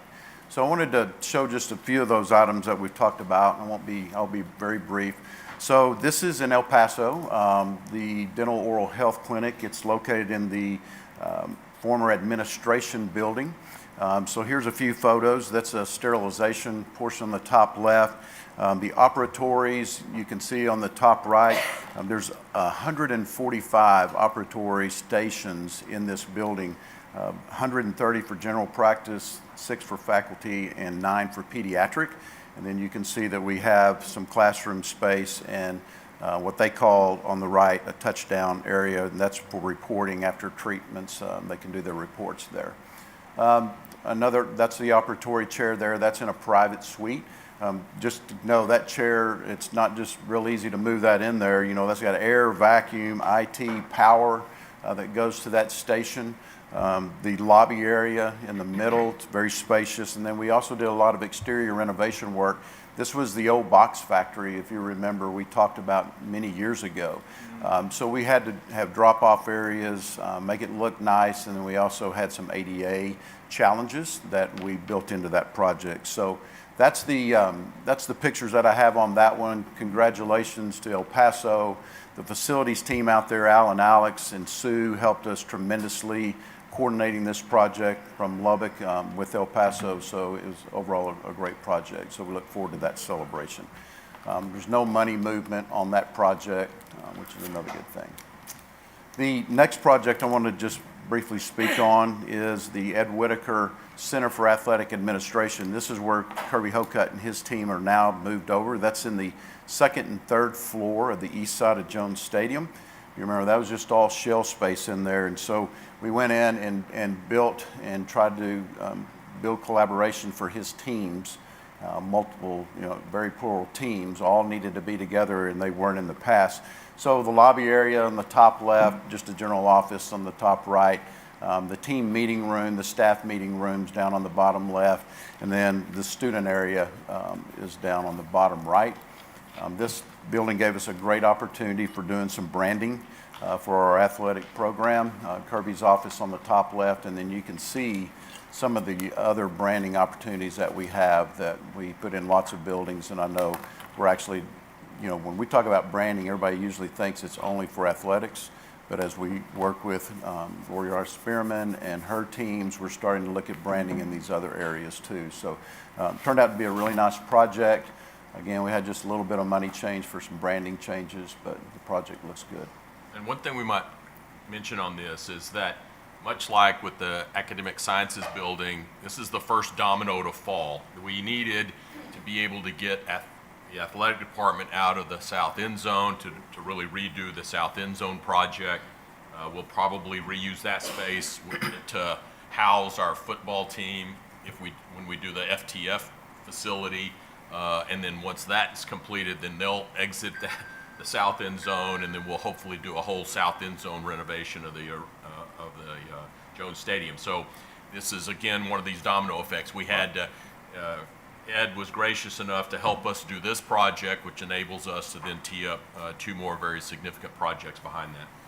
Yes, thank you. This is phase one of probably three, so yeah, it's a big first step for us. Then I want to talk about the School of Veterinary Medicine. I know quite a few people have traveled up there and viewed the facility. Some can't get up there, so I just want to talk about a little bit about the progress. We will be ready for the fall class that's coming in. I think it's 60 cohorts in the first class. Just the top left is the headquarters building. You've seen it a couple of times already today. On the right-hand side, that's the courtyard that leads to the lobby that we just talked about, the ASCO lobby, but that's nearing completion on that portion. And then the bottom two pictures are the Mariposa site, which is 2.5 miles away from the headquarters site.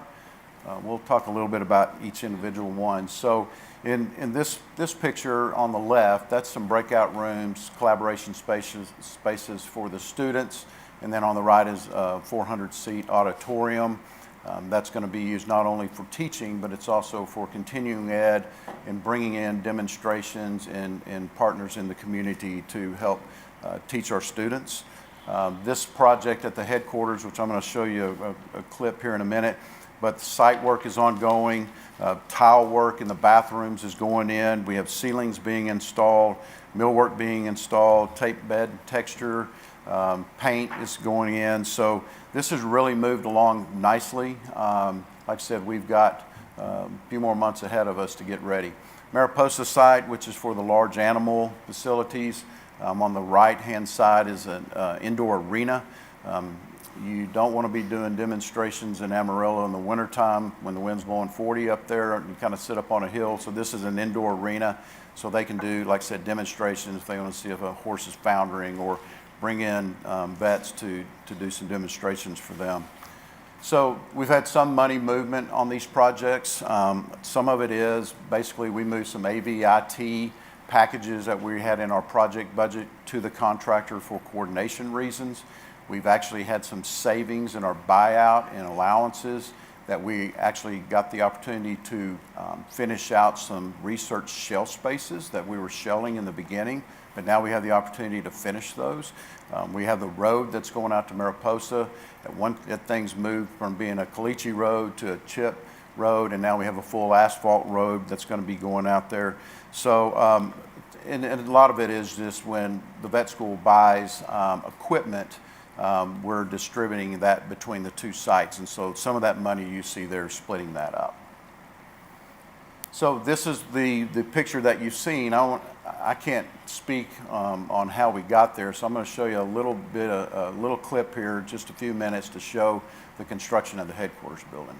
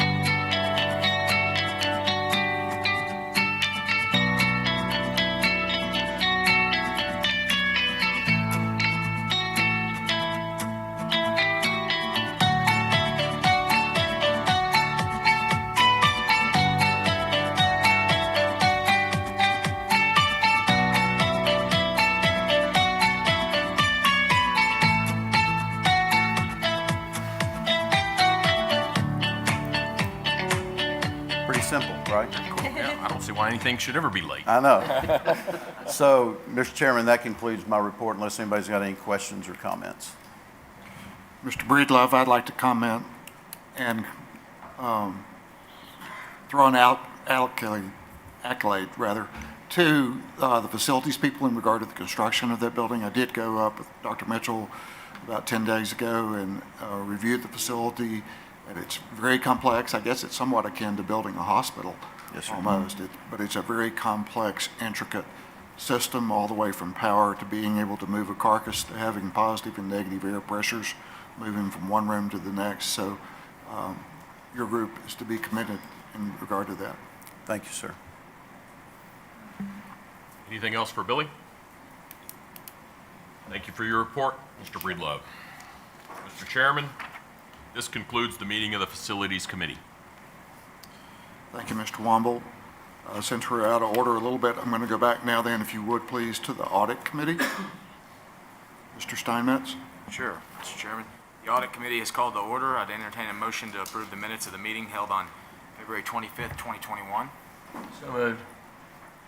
Motion, is there a second? Aye. Second? Well, I made the the only motion. All those in favor say aye. Aye. Those opposed? Carries. Ms. Turner, will you please present item number 1? Yes, thank you. I'm going to make some remarks today on one of the reports in your book, the TTU Advising Processes Audit. Advising students during their academic career is one of the most important roles that a university plays. Advisors play a really integral role in student success, their satisfaction, their academic progress, retention, and timely graduation. Traditional advising, like most of us experienced, really was focused on what classes you needed to take for the major you were in. But now, advising also incorporates social issues, financial concerns, and really overall student health and wellness, in addition to the things that we experienced. The primary objective of our audit was to look at the effectiveness of advising processes at Texas Tech University. And our team utilized resources and guidance from the National Academic Advising Association and the Council for the Advancement of Standards in Higher Education to help inform our work. At TTU, different colleges have different approaches to advising. In some colleges, faculty members serve as advisors. Other colleges have professional advisors, and that's all they do. And still others have advisors who have other responsibilities in addition to advising. The real people to determine the effectiveness of advising are students, but there was only limited information from students that was available. The university does survey students after Red Raider orientation, where they're getting advising on their first semester of coursework typically. And then also, upon graduation, student surveys are done, but these really don't provide feedback during students' college years, which is really the key time. There wasn't a way that our audit team could efficiently gather student input, given that each college approaches advising a little bit differently. So we looked at how the colleges and departments are assessing their own advising functions. And with a few exceptions, most of the colleges and departments don't formally evaluate the effectiveness of advising activities, but they rely on graduation rates, retention rates, and they pay attention to student complaints to discern whether they need to make adjustments in advising. The audit team recommended that the provost office charge the colleges with developing ways to continuously evaluate the effectiveness of advising programs periodically, which would include also obtaining more frequent feedback from students. In response, the provost office has discussed with college leaders the need for individual units, the colleges and departments, to develop a plan for more consistency in advising services and to assess program effectiveness in a way that connects academic advising functions with student academic progress, that advising is structured, and to enable consistency and accountability. The provost office also will engage the executive steering group for the Committee for Advising, Retention, and Student Success to identify ways to facilitate sharing of ideas across advising units and to provide resources in support of developing plans. All these areas are to report their plans to the Office of the Provost. And additionally, whenever I visited with President Skubanek about this audit, he said he would like to work toward university-wide effort for this assessment. So patterns of success may emerge that could be incorporated in other areas of the university, so I think that would be a really great idea. Our team also surveyed and then talked with advisors during this audit. Most of those advisors are very confident in their ability to advise students on activities and programs related to the college they're in, but many of them expressed interest in having additional information on offerings of other colleges and also university-wide programs that might benefit their students. And the university does plan to provide that for the advisors. One other item our team noted was that the National Academic Advising Association data at comparable institutions indicates one advisor typically handles 600 students. In our survey of advisors, to which 79 advisors responded, 16% of those indicated that they serve more than 600 students. Given the different ways that the various colleges have that they have their advising functions set up, we did not make a recommendation related to head count, but really provided this information for the consideration of the provost and the president as they consider the advising function as a whole. I know President Skubanek has already identified additional resources to deploy toward advising to ensure that all of our students have the access to advisors that they need. Finally, our team looked at the revenue allocations and utilization for the advising fee. Every student pays $4 per semester credit hour in an advising fee, and that fee generated about $3.8 million in fiscal year 2020. We did conclude that the allocation methodology for allocating those fees out to the colleges and departments is generally sound, and 96% of those fees are used for salaries for advisors, which is in accordance with the global fee document. We saw a few expenses we thought would be better funded by other sources. Nothing nefarious, just not full understanding of what that fee should be used for. Things like graduation, retention were on that fee. A few student memberships for individual students, which doesn't really benefit advising all students. So our team met with the individual colleges where we saw those types of expenses and help them know what the eligible expenses would be. And then the provost's office has also already discussed eligible expenses and ineligible expenses with deans, associate deans, and department chairs. And they're putting a document together also to send out to those college and department business managers. Any questions on this engagement? Or Dr. Skubanek, do you have any comments? Okay. Thank you, Kim. Thanks. The other item I'll just mention quickly is, you might remember at the February board meeting, I talked about that we had done an audit of the special line item, state line item for the vet school. We've done the same audit now for the dental school. The legislature appropriated $20 million for this 2021 biennium toward establishment of the School of Dental Medicine in El Paso. This was a compliance audit to look at the spending rate and the use of those funds, similar to what we did for the vet school. As with the vet school, these results were very positive. As of March 22nd, which was the date we pulled data for the audit, about $12.8 million, or 64% of those funds, had either been spent or encumbered. We did not see any uses of the funds that were inconsistent with the intended purpose. And just for your information, about 2/3 of that money has been spent on payroll, the rest on capital outlays and supplies. And the dental school does have plans to spend that money or encumber it all by the end of fiscal 21. That concludes my report. Thank you, Ms. Turner. Are there any questions or comments regarding this matter? Hearing none, is there a motion to approve? Motion. Those in favor say aye. Thank you, Kim, for that report. We appreciate you. Thank you. Mr. Chairman, this concludes the Audit Committee. Next up is the Academic, Clinical, and Student Affairs Committee.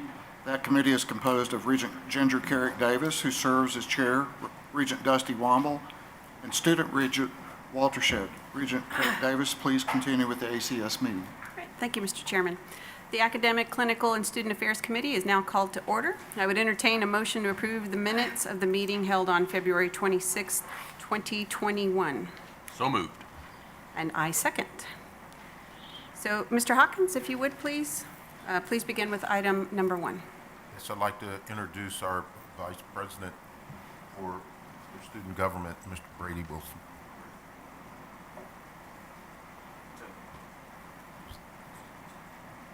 This is for the academic, this is for your item number 1 for approve emeritus. Approve the emeritus. We have a professor that's been, excuse me, Brady, I apologize.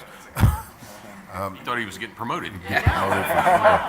For president, who's been Congratulations on your emeritus. approved for emeritus. He's been a part of the Angelo State University system for a long time, and Dr. Topliff is unable to be here and wanted me to pass this on, his strong support for him to be approved as a professor of emeritus. All right, are there any questions or comments? Is there a motion to approve? So moved. I second. All in favor, say aye. Aye. Opposed? All right, the motion passes. Mr. Hawkins, please present item number 2. I apologize. I'm missing that one. Okay.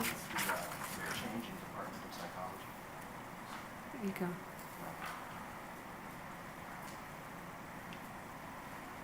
Apologize for the delay. No worries. The proposed administrative change to rename the Department of Psychology and Sociology to the Department of Psychology, to rename it to the Department of Social Work, to the Department of Social Work and Sociology. This result helps us be focused on the things that are current right now as we move forward in working with students as well as the general public in the administration of our needs and conditions there. And it aligns with your proposal that you outlined earlier about the moving into social work. Yes, ma'am. All right, any questions or comments about this item? Is there a motion to approve? So moved. I second. All in favor? Aye. Aye. Any opposed? Motion passes. All right, Dr. Gallion, please present item number 3. Thank you, Regent Davis. Item number 3 is a request to approve an exception to the nepotism policy. 2 cases in the Rawls College of Business involving faculty members who serve as area coordinators, which is the term that that college uses for department chairs, basically. Each of those people have a spouse who is on the same area faculty. The proposal would be that Dr. Dennis Arnett, who is the academic dean in the college, would serve as their supervisor in terms of performance evaluations, merit, salary adjustments, and so on, in conjunction with Dean Williams, and that would be the proposal in both of those cases. The third case is a temporary exception, basically for the summer, involving our Junction Center, where the daughter of the current director of the center would be working through the summer, and she would be supervised by the director of the Outdoor Learning Center, who she would be working for. But her father would not have any involvement in evaluations pertaining to her work. So that's the proposal. Okay, thank you. Any questions or comments? Lots of stuff going on over at the Rawls. I guess love is in the air over there too. Well, these are not new romances. These are existing relationships. Oh my God. Any other comments? Mike, give me a feel. How many exceptions do we currently have in the institution? Is this like 9 or is this 95? Oh no, it's probably somewhere in the 10 to 20 range, I would say. They're actually board-approved exceptions. Yeah. All right, any other questions, comments? Is there a motion to approve? So moved. I second. All in favor? Aye. Aye. Motion passes. All right, Dr. Rice-Spearman, please present item number 4. Yes, this is the item I mentioned previously when we introduced Dr. D'Agostino. Dr. D'Agostino has a consistent record of significant, relevant accomplishments from multiple organizations during his career. He brings tremendous experience in teaching, curriculum development, clinical service, and research. He is board certified in internal medicine by the American Osteopathic Board of Internal Medicine and in neuromuscular skeletal medicine by the American Osteopathic Board of Neuromusculoskeletal Medicine. It's my honored today in concurrence with the Chancellor to recommend his award of tenure. All right, thank you. Any questions or comments? Motion to approve? So moved. I second. All in favor? Aye. Any opposed? All right, motion passes. Dr. Lang, please present item number 5. Thank you, Regent Davis. This is actually not an ask for approval of change in academic rank. You all have already approved this at the last board meeting. They typically take effect September 1st. However, for these individuals to sit for their board certification, the boards require that they actually have the rank before the test, which is taken in June. So the fact that it was approved isn't sufficient. So we're asking that just the date be changed from September 1st to make it effective today, and that would allow them to sit for the boards in June. All right, thank you. Any comments or questions? Motion to approve? So moved. I second. All in favor? Aye. Any opposed? All right, the motion passes. Mr. Chairman, this concludes the meeting of the Academic, Clinical, and Student Affairs Committee. Thank you, Regent Carrick. Our final committee meeting today is the Finance and Investments Committee. The regents that serve on that committee are Mr. John Walker, who serves as chair, and Regent John Steinmetz. Regent Walker, will you please continue? Thank you, Mr. Chairman. The Finance and Investments Committee is called to order. I would entertain a motion to approve the minutes of the meeting held on February 25th, 2021. So moved. Second. All in favor? Aye. The ayes have it. Motion passes. Mr. Hawkins, please begin the presentation of item 1.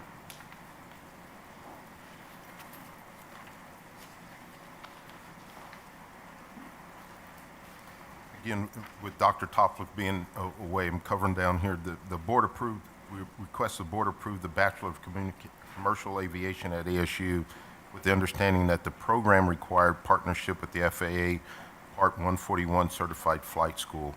Part 141 designation is required so the students can use their financial aid, including the GI Bill. This contract period is for 10 years, and wanted to also bring that to the board's attention, which requires the board approval. Okay, and you did do some presentation on that earlier. Are there any questions? I don't have a question. I do have a concern, though. As Regent Griffin pointed out, we do have a quorum in the consent agenda, but we only have 2 members in the committee, and I genuinely believe that we have 3 members of the board that have been appointed that are sitting here that can't weigh in. And I've served on this board for 10 years. I want to say this in advance of all the other presentations. And this is the only time I can remember where we did not have we have 3 members that can't either vote or be a part of the discussion. And so, as I spoke with you, Mr. Chairman, I believe that any of the contracts that exceed the $1 million or more should be, in a friendly amendment, tabled until we have a special called meeting.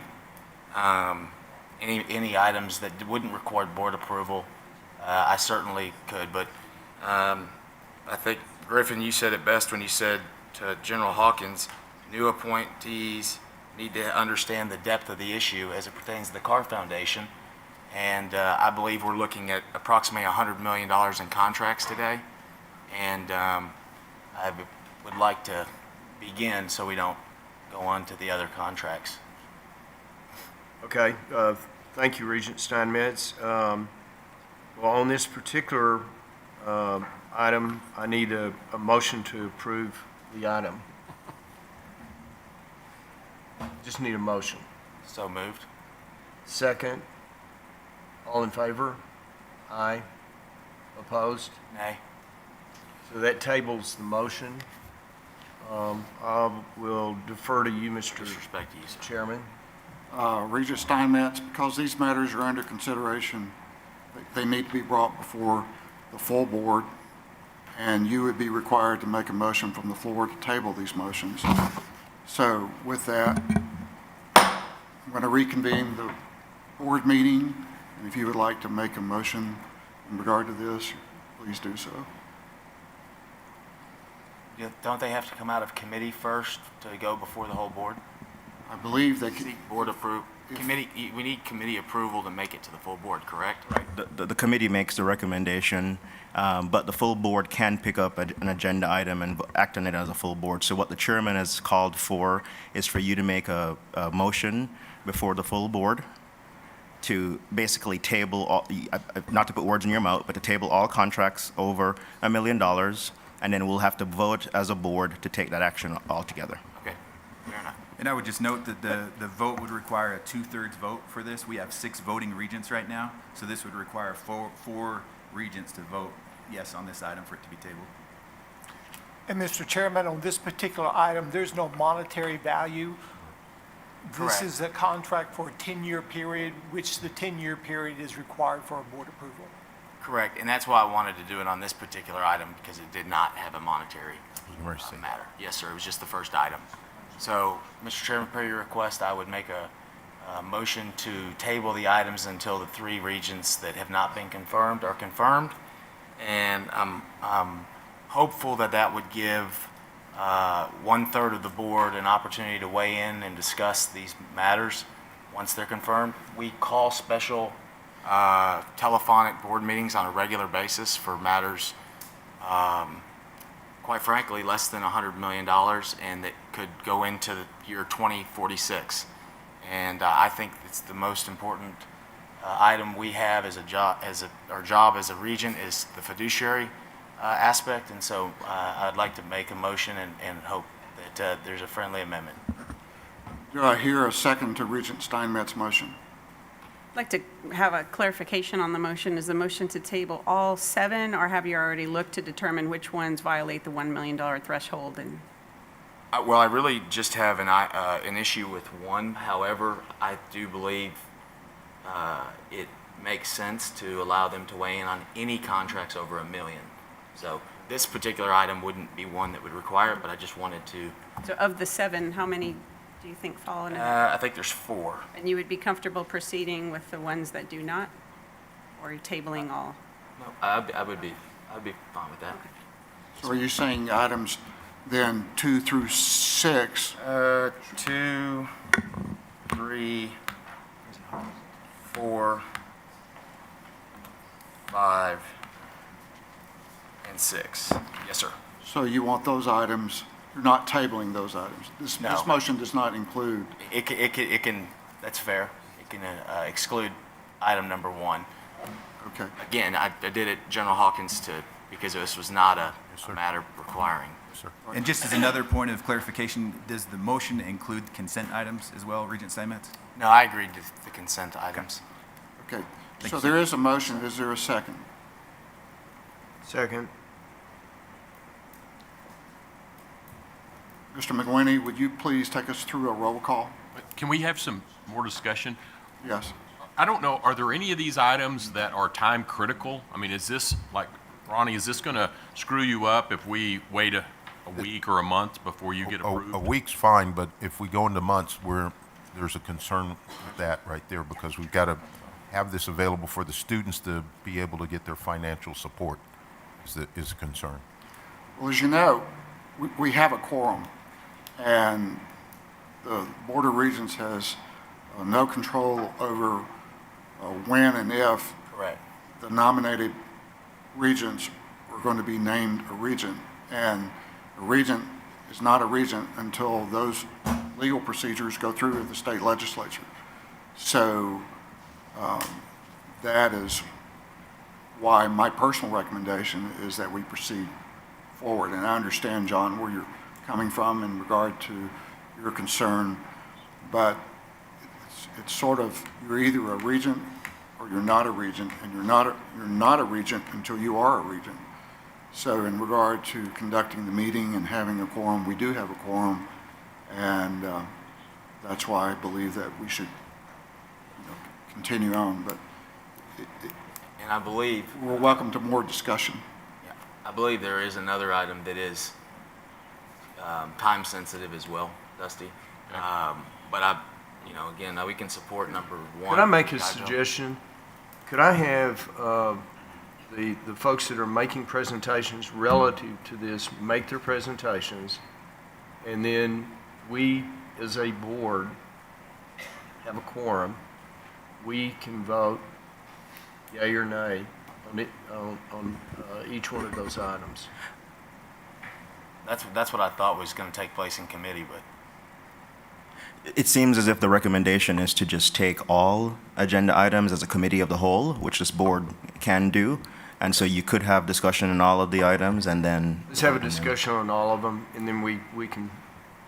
Okay, so we are in committee of the whole right now because you reconvened in the committee of the whole. So at this time, Mr. Chairman, you could ask each individual item to be presented one at a time as a committee of the whole, if you so desired. Any other comment from the other regions as to whether you would like within the committee of the whole to go through each item from a presentation and vote standpoint by the board? Chairman Lewis, may I make a comment? Yes. One thing to keep in mind is that if we go with that format of taking each item before the board, we only have 6 voting members, which could result in a tie, which we wouldn't typically have, a 3-3 tie. If we take Regent Steinmetz' motion on the floor to table all those items, that's the type of motion that requires a 2/3 vote, which would be you need 4 votes. So just to keep in mind as we're deciding what to do going forward. not all items, we can include item number 1. We can vote on. Items 2 through 6, yes, sir. Yes, sir.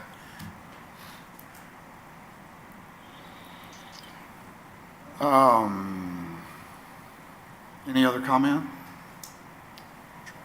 I'm respectful of John's position, but I believe the board should go about its business. And if we end up with a contentious item, it would probably influence my vote to wait for the other regents to come on board. I believe that we probably don't have any contentious items, and these will more likely pass 6-0. And so I think if this was an item that I felt like we did not have the full will of the board, I'd probably vote against them or to table them until that time. I personally don't think any of those are going to come there, and I think we're putting off meaningful business that we ought to be moving forward, so. I agree with that. There's actually a motion and a second on the floor, but All right, with that, and I believe, let's reiterate just so we're clear in regard to the motion, if you would, Mr. McWhinney. So the motion on the floor right now, presented by Regent Steinmetz, is to table items 2 through 6 as it pertains to the Finance and Investment Committee. As Eric pointed out earlier, that motion does require a 2/3 vote to take effect. And there is a second, I believe. I believe so. I believe, yes, Regent Walker did second that motion. All right. Well then, Mr. McWhinney, would you please take us through a roll call regarding Yes, Mr. Chairman. This is a roll call vote for the motion as presented. Vice Chair Griffin. Nay. Ms. Carrick.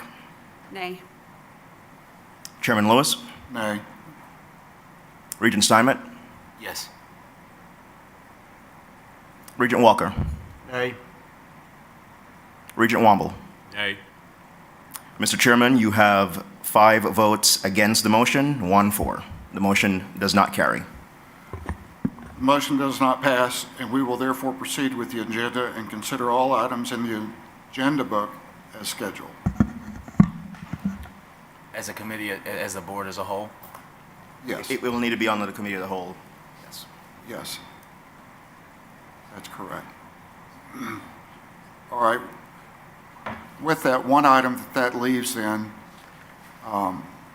is the investment report and an update on our investment portfolio. We need to make another motion regarding. Right, so we still need to go through each Okay. agenda We item. need to so- go to item 1 Got on it. this, I'm sorry. which is the Skyline Aviation contract. All right. So there is a motion before the board to approve the contract. Thank you, regarding the Skyline Aviation contract. Yes. All right. So is there a motion to approve? Is there a second? Second. Roll call? Yes. No, well, no, just a voice vote. All in favor? Okay, all in favor? Aye. Opposed? Motion carries. All right, the next item then is authorize the Texas Tech president to execute a contract with Top Hat Monocle Corp. doing business as Top Hat. Ms. Sloan, please present item 2. Good morning, Regents. TTU's first agenda item is a request to authorize the president or his designee to enter into a contract with Top Hat Monocle Corporation for classroom engagement technology services. This originally came as a request from our Student Government Association to consolidate to just one vendor for classroom engagement technology services. So what occurs is, as part of the textbook purchasing, there can be clickers that are used for attendance, for engagement in the class and polling and things like that that are done as part of the learning experience. And a number of different vendor products were being used, which was increasing the cost to the students in having to buy so many different types of clicker to go with different courses. So a request for proposal was actually issued in December of 2019. A committee reviewed the competitive proposals and selected Top Hat as the most qualified vendor. This contract will be effective upon final execution and end 4 years thereafter. There is an option to renew for 4 additional one-year periods upon written approval of the parties. The contract includes, it's kind of a cost plus a revenue-based contract. So what it has is a business integration fee. And that has a decreasing percentage each year based on the revenue share of them with the company and TTU. So it's a 10 to 25% revenue share based upon gross sales. So in the initial year, this is a prorated year if we start this summer, is $17,500 annual cost. For fiscal year 2022, it is $85,000. But we project that with the revenue percentage offset, that there will be no cost to TTU by year 4, and then after that, we would actually be receiving revenue. We've talked with other institutions that have used the Top Hat vendor, Michigan State being one of them, and they surpassed their projection of when they would actually be flipped into a revenue contract. So that's the proposal and recommendation we have. Be happy to answer any other questions. I had a question from the student experience. How do you measure success as to whether or not this application is providing the value that you think it's going to provide? So it is currently being used for classroom engagement, and I think that this is one of the products that has already been used, integrates with our Blackboard technology, will integrate with our new bookstore contract that was approved last Board of Regents meeting, which also integrates with Blackboard. So it's very seamless for the user. I think from the student's perspective, it is a cost savings to not have to buy from multiple different vendors. And I personally used Top Hat when I was taking molecular biochemistry, I believe, like 5 years ago. So I really do appreciate that we are consolidating to just one. And I have a couple of questions on that. So does this mandate that all professors that want to use something like this will use Top Hat, or do they still have the option to use like Turning Point Technologies or something else? I'm going to look at the provost because I don't know that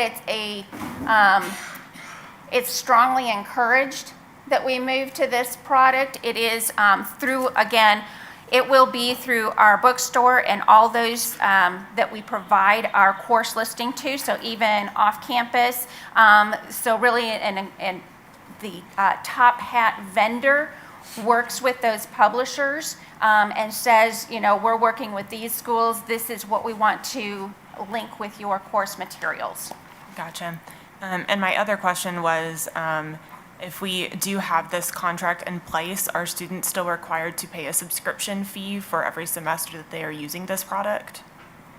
It is bundled as their purchase of their course materials and not an additional subscription fee to the vendor. That's our cost that we're paying as that business integration fee. Got it, thank you.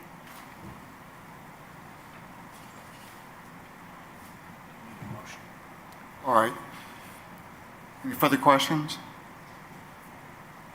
Is there a motion to approve the item as presented?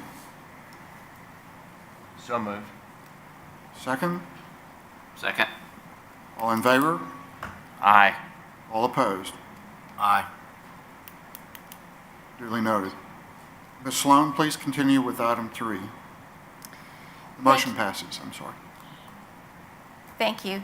TTU's second agenda item is a request to authorize the president or his designee to finalize negotiations and enter into contracts with 4 different vendors. They're All-Star Temporaries, doing business as Lubbock Temporary Health Services, 22nd Century Technologies Incorporated, KT Black Services, and Ingenis Inc. to provide temporary staffing services on the TTU campus.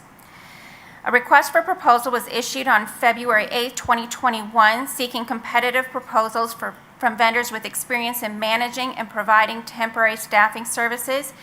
TTU, as in prior years, issues multiple contracts to fulfill the various staffing needs across campus. Temporary staffing is utilized in many areas across our campus.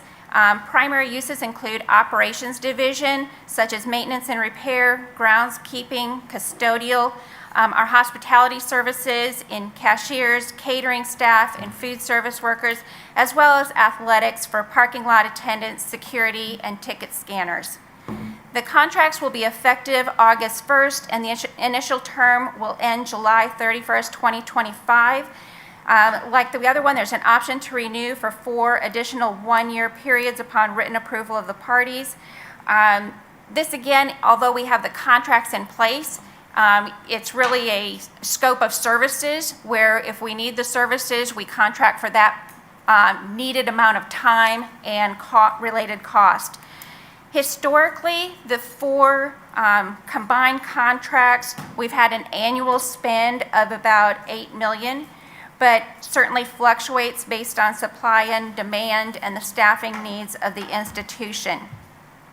I would also like to say that utilization of temporary staffing fills an immediate need for services when the job market fluctuates, but it also provides a fringe benefit cost savings. So in a typical year, the savings in just our housing and hospitality areas, as well as operations, could be about $1 million in fringe benefit cost savings by using temporary staffing services on an as-needed basis rather than additional full-time benefits eligible additional personnel to TTU.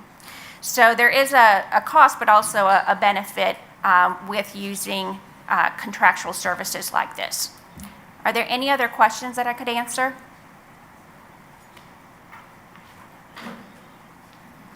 No questions. Is there a motion to approve the item as presented? So moved. Second? Second. All those in favor? Aye. Opposed? Aye. The motion passes. Ms. Sloan, would you please continue with item 4?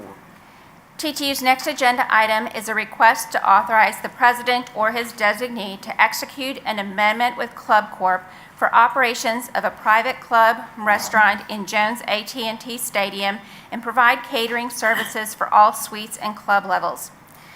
As a reminder, the board previously approved and authorized the execution of a lease agreement with Club Corp. That original agreement that we had provided the option for an additional 5-year extension. In 2018, we were concerned with the quality and service, and so we began in 2018 actually having conversations with them that we were not inclined to exercise that additional 5-year extension. With that, we negotiated, it has a 1 year if we no longer want to if we want out of the contract, we would need to give them 1 year notice.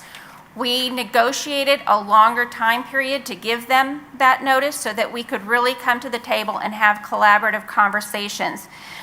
So when the pandemic hit, because we were in the middle of those conversations, we executed a 1 year extension rather than the 5 year extension, and that the term of that extension ends this May 31st, 2021.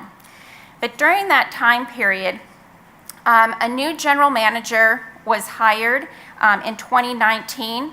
They brought on a new head chef in 2020, and athletics has continuously done satisfaction surveys. During that time period in 2018, those satisfaction surveys were coming in at a 68% satisfied rate. In 2021, those came back at a 91% satisfaction rate. We feel that through these collaborative conversations that they have improved their quality of food and their service. During the pandemic, Texas Tech's club had the fewest members terminate their membership than any of their other institutionally run clubs at other campuses.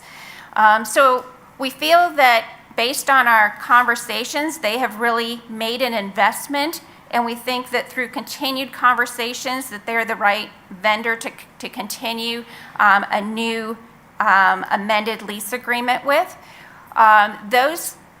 The new lease amendment includes the provision that there are quarterly meetings between their executive team and the athletics team, as well as annual meetings with myself as the CFO for TTU. Club Corp, in addition, will make another $1.3 million capital investment in renovating facilities and updating the club. We have also negotiated an increase. It was 2% of their revenue. We've negotiated up to 3.5% of their gross sales to be put in a reserve fund that can be used for repairs, maintenance, and future renovation needs. So the amendment will extend the lease agreement for 5 years. There is an automatic extension of up to 3 consecutive renewals of 5 years unless either party gives a 1 year prior notice that they do not desire to extend the agreement. In addition to this, we have, just want to say that we do receive rental income of about $400,000 a year, but it is we provide space and they provide the services type contract. The only thing that we pay for is the catering services. With that, I'll stop and be happy to answer any other questions. Who interfaces from the athletic department with Club Corps? You said there was these monthly meetings. Who are in those meetings? Who represents the university? I know you said you're a part of those meetings. Is this Jonathan? Who else is there? At the quarterly meetings for athletics, it's Tony Hernandez, Jonathan Botros, and Andrea Tyree. And at the annual meeting, then I attend that as well to look more at the financials. And in Club Corps' customers, where do those complaints, when somebody gets up there and they don't like their meal, does that end up on Kirby's desk? Or does that go to some black box inside of Club Corps? I mean, I'm sure Kirby hears about it because that's his right. I mean, that's because people know how to get a hold of him. Right. Do we know everything? Do we always know what the customer's opinion is of what's going on inside of that facility or inside of that?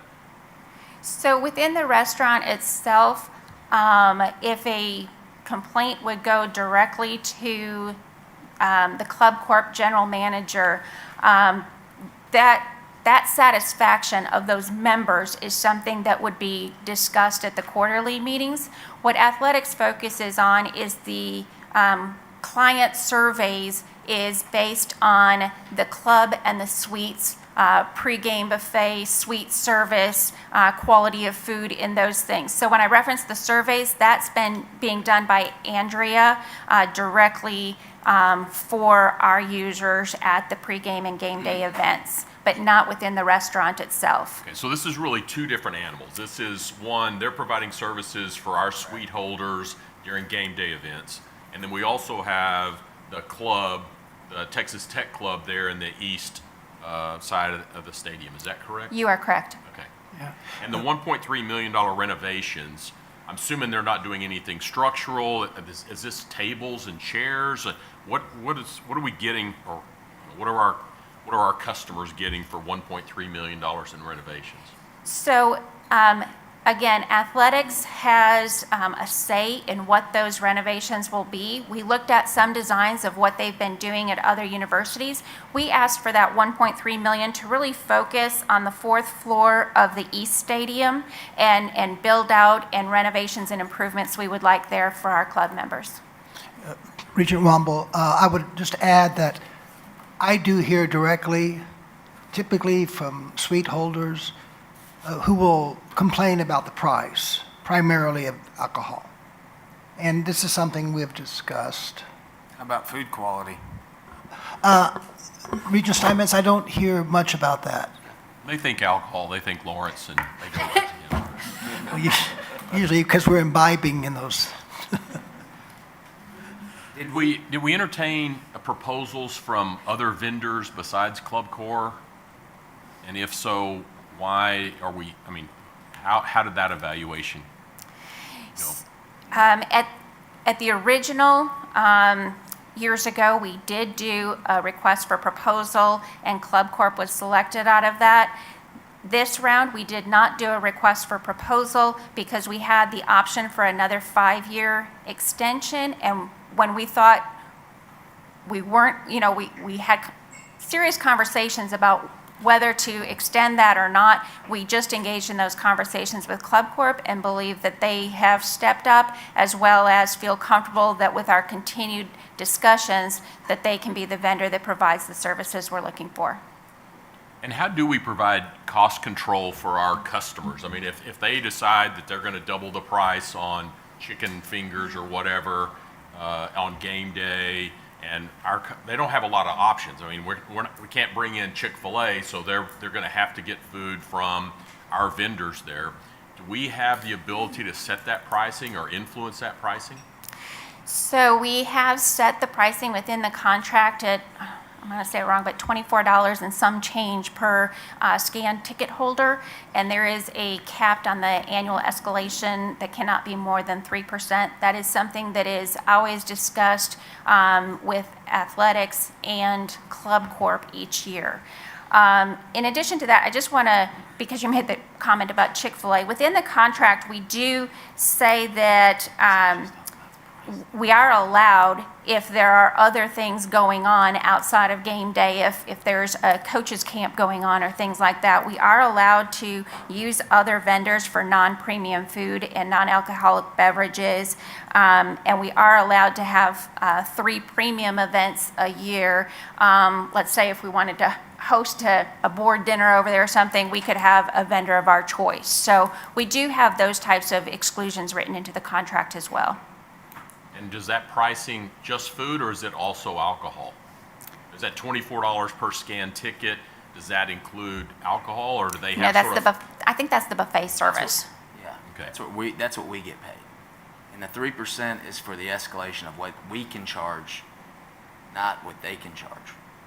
Correct? I think it's what they charge for the buffet services we do for the game day events, but there's a different pricing menu, of course, that is for the alcohol in this suite, for the suite holders. There's no collars on that. And that's one of the discussion things we had, is that we did hear comments back on the alcohol prices and conveyed that back, that they need to pull that down. And again, I think they were responsive after those conversations with them. Has that been outlined in this contract?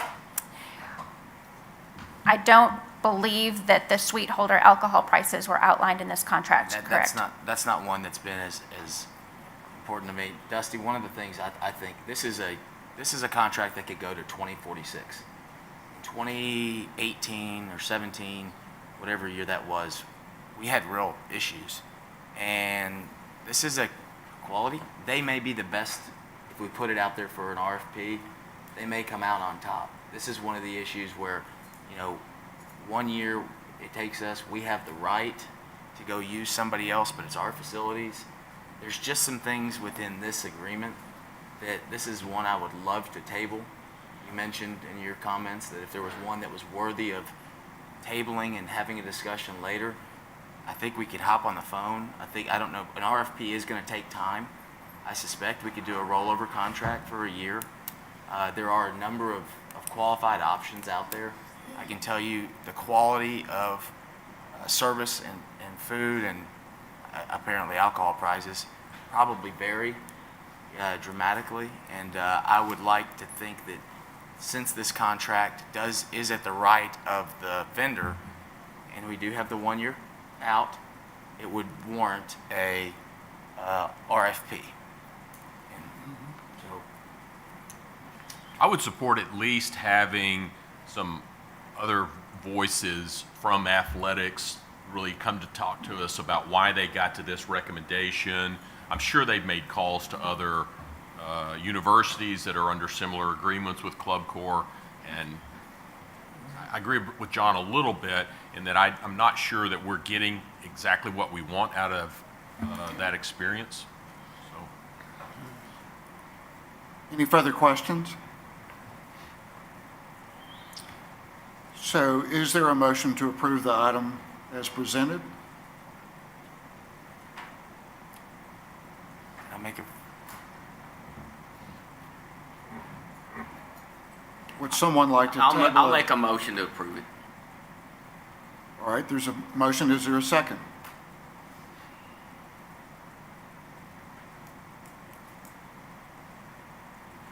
If there's no second, then the motion, So we'll just make a motion to table the item, basically.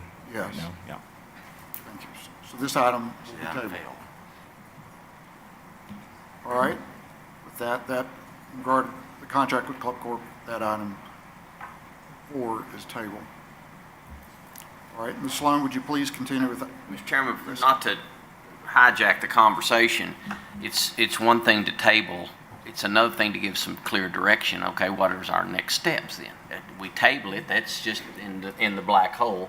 What direction, what specific instruction do we expect from the administration to come back to us with options, with pricing? What do we want them to do? It actually was not tabled. It didn't get a motion in a second, so it actually failed. So we could make a motion, if you'd like, to table it to the August 5th and 6th meeting, or by a special called meeting. Correct me if I'm wrong, sir. Okay, Ms. Sloan, let me ask you a question then. With it as it exists right now, as a failed motion, what's the time frame that we're needing to look at here with regard to contractual responsibility and operational efficiency? Our current contract extension will end this, our agreement with Club Corp, May 31st of this month. We will need to go back to Club Corp and see if we can extend that for a certain period of time. But I think we're needing to know if it, and I will say that all of this input and satisfaction surveys, the information that I shared today, Kirby, Jonathan, Andrea, and I have been in communication. And so, they're also in support of moving this forward. But is it just another special called meeting to have more people's voices, including athletics, or is the request to go out for an RFP, because that would be a longer process to draft the RFP and put it out on the street, provide time for response, and then bring that back? Well, clearly, there's an issue here. And I think we need to follow up on Regent Womble's request to hear from athletics as to why they lined up this way. I think we need to address the issue that was raised about the pricing issue in the contract. Is alcohol addressed? How do we control? That's not really my concern. Well, just Alcohol, just the pricing. And I guess my question would be, what would be the format to come back to the board with that kind of information? Sounds like we need to have a virtual meeting or a telephonic meeting of the board sometime as soon as we can. Ma'am, could we look at doing a one-year renewal and get an RFP to where we have the option? Because we don't want to hold up athletics. They don't deserve to be held up. But I do think that it would be worth, when you consider the time that this contract lapses over, to get an RFP, if we don't have time to get an RFP. You follow me, Chairman? I do, and maybe this is a question for our general counsel, but can the board authorize or empower Texas Tech University, Noel Sloan, in regard to this contract, to address the concerns expressed by the board members, plus the needs of the athletic department, both as to their customers and department needs, and then move forward with the contract with that due authorization to them? Or does that contract have to be very specific? One option is we could do similar to what Regent Steinmetz said, although you don't have to go up to a year.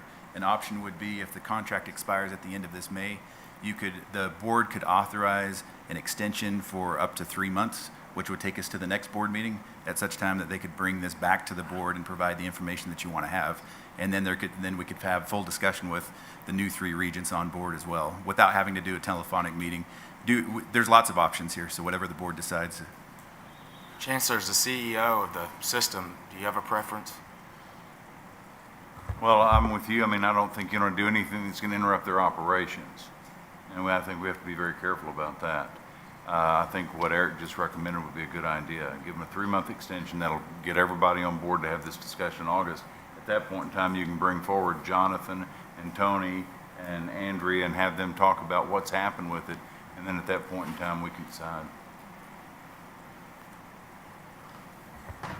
And just out of curiosity, if you were to put an RFP out, what is the timetable for preparing it, submitting it, and getting responses back in your gross estimate? Yeah, I mean, we can, there's obviously a list of RFPs that we're working on. We could put this to the top of the list and draft an RFP in a couple of weeks. It really depends on how long you want to leave the RFP open to have a good number of qualified vendors draft their proposal, and then we can review those competitive things. So the shorter time, then we won't get as many qualified proposers on it. A couple months would be a much better time frame to really get a good selection. I don't believe we currently have a crisis. I would probably, and realistically, you're not probably going to want to change vendor in the middle of a football season. So I think we would do 6 months or a year extension and deal with it at some point in time. It's very likely we'll end up with Club Corps, but maybe with a different agreement or a different vision of how this agreement works forward. But I think if we could negotiate a 6 month or 1 year extension, that would give us time to address it. 90 days is going to be tough. A 1 year gets us through football season, Right. obviously. And while we're in that 1 year extension, if we want to do an RFP during that extension period, we could as well. Is there further questions, further discussion? So are we going to wait on the response before we decide on the RFP? What response? Well, I mean, what I heard was gathering information or answers to our questions from the athletic department, and will that guide our thinking or our thought processes with regard to the RFP? If we do a 1 year extension, certainly you could accomplish both those purposes. Right. You could have your questions answered on a short-term basis, and yet still have the year to do the RFP. Is that a fair statement, Ms. Sloan? Yes, sir. Okay. The basic motion then would be to extend the contract, authorize your ability to extend the contract for a period ending May 31st, 2022. Would that be an accurate?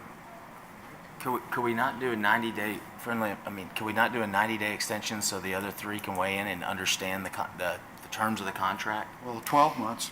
So A year gets us there. If I may, the one-year extension, what we will lose out on is that capital investment. So I think, in my opinion, I'd like for you to hear from athletics on, that investment and building out the fourth club level. So, if it could be by special call meeting or come back in August, I think it'd be important to hear their timeline of when they kind of wanted to move forward with some of those improvements, because I think that is something also that's timely. And I think they were going to work around this football season. 3-month extension? Is that what you're And- asking for? And yes, and bring it back in August. And Ms. Sloan, did they have a time frame or a calendar when they were going to start those improvements? Yes, they were going to be kicking those off for this summer, and they were going to make sure that it didn't interfere with this football season. So a 90-day extension is in fact going to interfere with their, I think we better just forget about the renovations until after the football season's over. That's what will They're not happen. going to spend the money until they know where they're going to go. If they got the freedom of movement and the time frame to justify that expense. You're correct. Any extension is going to mean the capital improvements will not kick off yet. Unless they want to put themselves in a better position to get a 5-year contract. Just a thought. Now you're sounding like my wife. I'll go spend the money and hope like heck we get approval on it. No, I'm speaking like a sweet holder. Okay. But it is possible that our 3 new regents will be approved in the next couple of weeks, if not couple of days, that we could do a Zoom call collectively with athletics. We could get comfortable with what they're telling us, and we could move forward here before the end of May, still have everything on track to get the renovations done. So. Well, I don't think the issue is whether the 3 regents are participating or not. I think the issue is the contract with Club Corp and what that actually entails, from my understanding. And so I think the board should entertain a motion to extend the contract to the August meeting. Basically, the contract has been negotiated already and was up for approval. So any change or further not approval of that contract means it will be renegotiated in some format. There will be certain changes to it that occur and then will be evaluated by the board in an August meeting. It does mean logistically then in the implementation of however that contract comes out will probably be deferred for approximately 12 months until the summer and to the off season, so to speak. It should also be noticed that a contract takes 2 sides. So they haven't really offered us a 90-day extension. Right. Their You can't contracts have. unilaterally act. Exactly. I'm just saying, it's very possible when we go back to them, they say, we're out the end of May. Yeah. And we don't have the ability to react. That's To right. set the schedule to our desire. There are 2 parties to a contract. Just as a point of clarification, Noel, if we do a 3-month extension, they will not begin the capital improvements until they have a new contract, or they're not going to have one? I'm just guessing that as a vendor, they're not going to invest $1.3 million until they know they have a longer-term contract. So do you think the best thing to do is as soon as possible, per the comments made by Regent Womble, to get in front of this board to address some of the issues? So I would also, yes, the sooner the better to answer all of their questions. I know that Kirby had a conflict this morning, but will be here at noon. So I don't even know if there's, if the regents would like to hear from him on this topic later today. The problem is the new regents can't discuss it, say anything, they just get to sit there.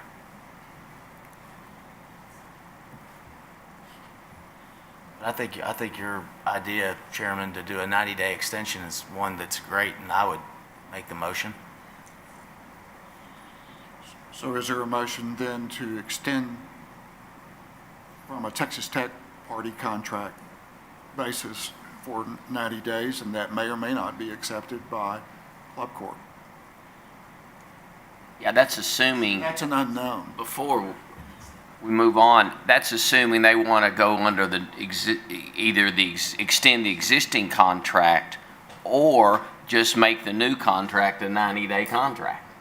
My sense of it is they're going to go back to the previous contract, whatever those terms and conditions are, and extend that for 90 days. So correct. whatever's in this, whatever you've presented is a new proposal, a new contract. I don't think that's got application under our current scenario now. But we'll be taking that up at a later date because my sense of it is they'll go back to the original, to the previous contract and just extend that for 90 days if they are inclined to do so. That would be the procedure, is an extension of the existing original contract.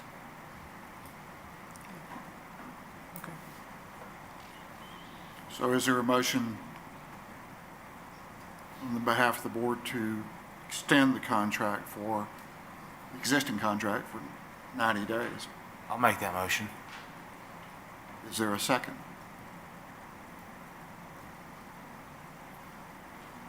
I'll second. All right, there's a second. Should we do a roll call or would we just, It's up to you if you want to do a roll call vote or a voice vote. a voice vote's fine? All those in favor? Aye. Opposed? Motion carries. So the motion for a 90-day extension of the existing contract passes. And we may or may not need to meet in the meantime because the contract, if the other party does not agree to that, then we'll have no contract. The contract will terminate accordingly. So just for clarity, Mr. Chairman, the minutes will reflect that the original item, item 4, failed on a vote, but a new motion was made authorizing that 90-day extension. Okay. And as a matter of color, the motion almost failed due to lack of second and then passed unanimously. What a difference in that power makes. Okay. All Good right. luck. Thank you, Ms. Sloan. Item 5 is approval of a one-year extension with the City of Lubbock for bus service. Thank you.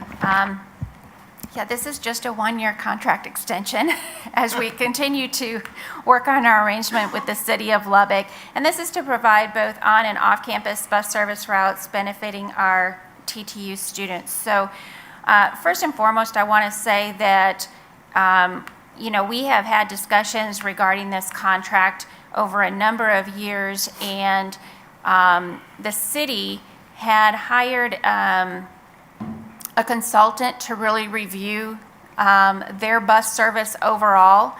Through that process, we have been given much greater financial statements, transparency, and clarity into the overall city bus operation services. There have been a number of investments that they have made in newer buses and electric buses and things that have benefited our students.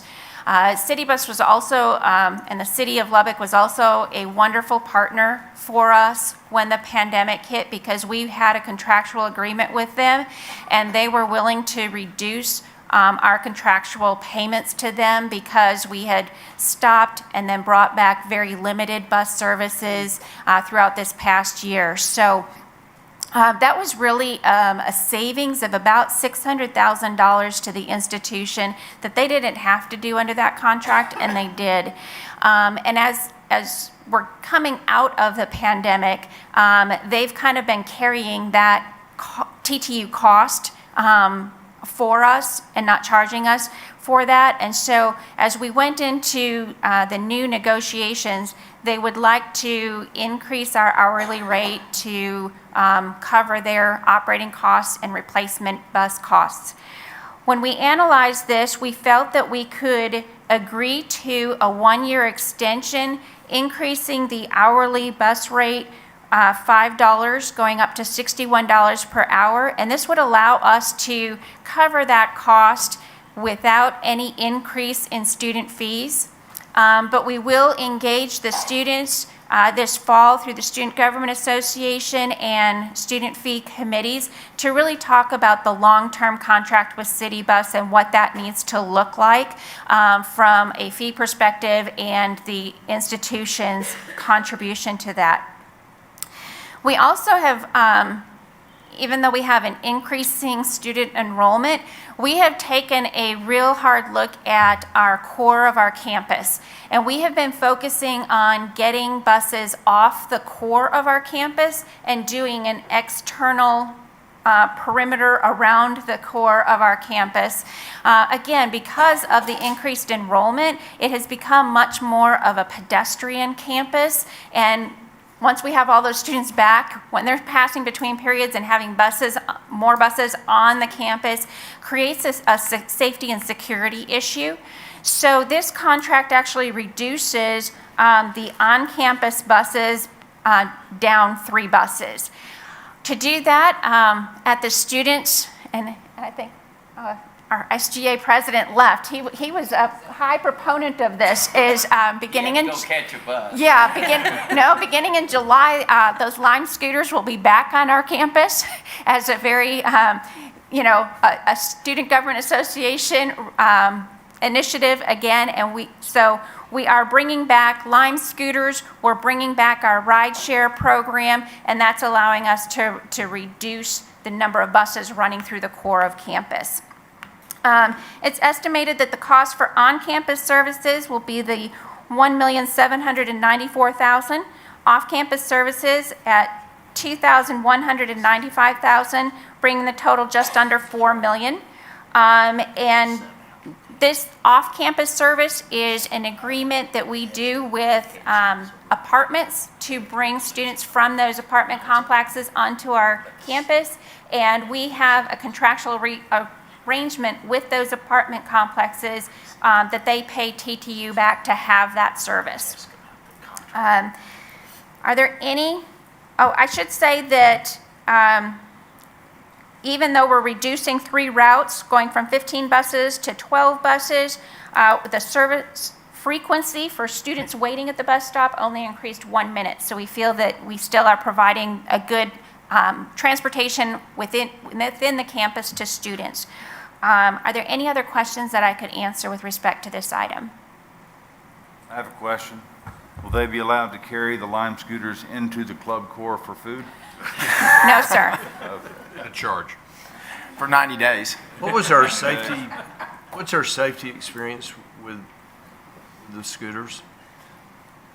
Well, we've had issues, Regent Walker, and one way we have tried to address those issues is by the reduction of traffic on campus. We had an incident in front of the Student Union building where a Lime scooter ended up under a bus. And so that road is going to be removed. There's a lot of pedestrian traffic right there. And other routes are being altered to try to make it safer. But I would say, given the number of students that were using them, there were relatively very few incidents. Right, Lime has been a good partner with us. When scooters first were introduced, there was a number of companies just kind of dumping them off around the city. But Lime has been a good partner in bringing safety, courses onto campus that were promoted by SGA. They were handing out free helmets to those that came by the student union during those. We also have incorporated, and I'm going to use the wrong technology term here, but slow down pass, where it's programmed that the scooter slows down in certain areas of high traffic. Did I say that right? Noel, under normal circumstances, is it always been a 1-year contract, or is this a special circumstance while we are negotiating? And prior relationships have been more of extended contract. Correct. They have been longer-term contracts. This is a 1-year extension because we want to fit it within our current budget as we have the students more involved in what the potential increase to a student fee would be to cover future costs. So it's on our end to establish an economical fee for service. not as opposed to what they would charge? Or is there a meeting of the minds there as to how they are compensated then? There's a meeting of the minds. There's lots of negotiations with City Bus. Regent Griffin, She's done a great job with the that's it. contract. I was just going to say that, Regent Steinmetz. Worked on that one. 3 years ago, those conversations were fairly contentious. And the atmosphere is so much more collegial and cooperative. There has been a meeting of the minds, and the city as well as Noel deserve a lot of credit for My sense of it is maybe the new leadership over at City Bus has been helpful. That has been helpful. One Yes. other question, I give you a little inside information. Having kind of some knowledge of it, the city's fuel cost is at a fixed price. And it is very, very attractive right now, Noel. I don't know if they share that with you or not, but they're realizing huge savings on that, which should be included in any conversations possibly. I just don't know if that's proprietary information that they can share with you. So see me out in the parking lot. Thank you, sir. Is that your way of saying they got a good deal? I think so. Okay. And it's okay for us too as a supplier. I'm not complaining. I'm just saying there's a value there in that if they're going to continue in a fixed price concept for the fuel cost, with these market fluctuations, there are years where they do very, very well, and it's good for everybody, but also that should color some cost considerations. How's that? Further questions? One-year agreement. Is there a motion to approve the item as presented? So moved. Second. All in favor? Aye. Opposed? The motion passes. Thank you. Mr. Barnes, please present item 6. Thank you, Mr. Chairman. Item 6 is a request to authorize the chancellor or his designee to enter into negotiations and execute a contract for the Texas Tech University system pouring rights for the benefits of the component institutions. Just a little bit of background on that. We've had Coke at least since 1996 as a system-wide agreement. It was renewed in 2001. It was renegotiated in 2011, but when we issued the RFP in December the 9th, 2020, this is the first time since 1996 that we've actually had a formal bid and solicitation process. We did have the two suspects, Coke and Pepsi. We're probably to that, and we're going through negotiations and analyzing their proposals with various options. So we would request the authority for the chancellor to enter into an agreement with the successful negotiated vendor. Okay. Thank you. Are there any questions? If there are no questions, is there a motion, please? So moved. Second? Is there a second? Second. Second, I'm sorry, I didn't hear. All right, all those in favor, please say aye. Aye. Opposed? The motion passes. Thank you. Item 7 is the presentation of the Investment Committee Performance Update. Thank you, Barnes. Mr. Chairman. Let me introduce Tim Barrett. He's our Chief Investment Officer. He is in the Austin office and is here with us today. Tim, would you stand? And keep standing. Thank you, Tim. Just an update for our long-term investment funds, and you'll recall those manage our endowment funds. The shaded area, third from the right, includes the fiscal year end, and our fiscal year end, August 31st, 2020, as you recall, was 1.15%. For the 12 months ended February 28, 2021, the return is 12.72%.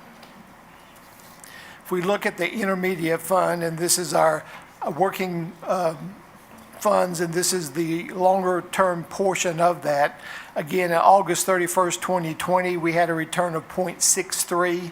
As of February the 28th, 2021, the return was 7.4%. I'm also happy to give an update with regards to our new investment resource council. You can see the members that make up that council. We had our first meeting on August the 22nd.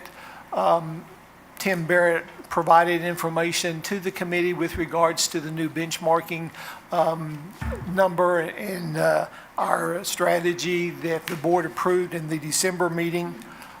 Just a way of information, this is information that Tim Barrett provided to the IRC with regards to that asset allocation and to the benchmarking.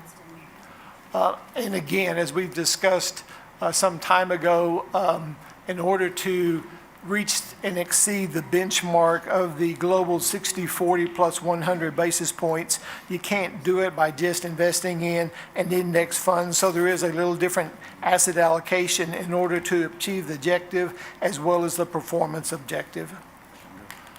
And as we've had discussions before, it's going to take several years to transition some of the non-performing and asset that we've invested in that no longer align with the new benchmark. This is just an estimate of that transition. And again, to reduce the complexity, the plan is to reduce from 80 external managers down to 56, and those are the current asset allocations and those particular managers as we wind down the complexity. Just as an update, and we got this last night, as of March 31st, with 74% reporting and completed, we have a return of 29.53% for the long-term investment fund and for the intermediate fund of a little over 20%. Thank you, Mr. Chairman. That concludes my report. Any questions? Thank you, everyone, for working hard to get the business at hand done. It's much appreciated. With that, in continuation of our meeting, is there a motion to approve the minutes of the board meeting held February 25th and 6th of 2021? Do I hear a motion? So moved. Is there a second? Second. All those in favor? Aye. Opposed? The motion passes. Next item of business. Mr. Chairman, before we move off of that, I'm sorry, I stepped out.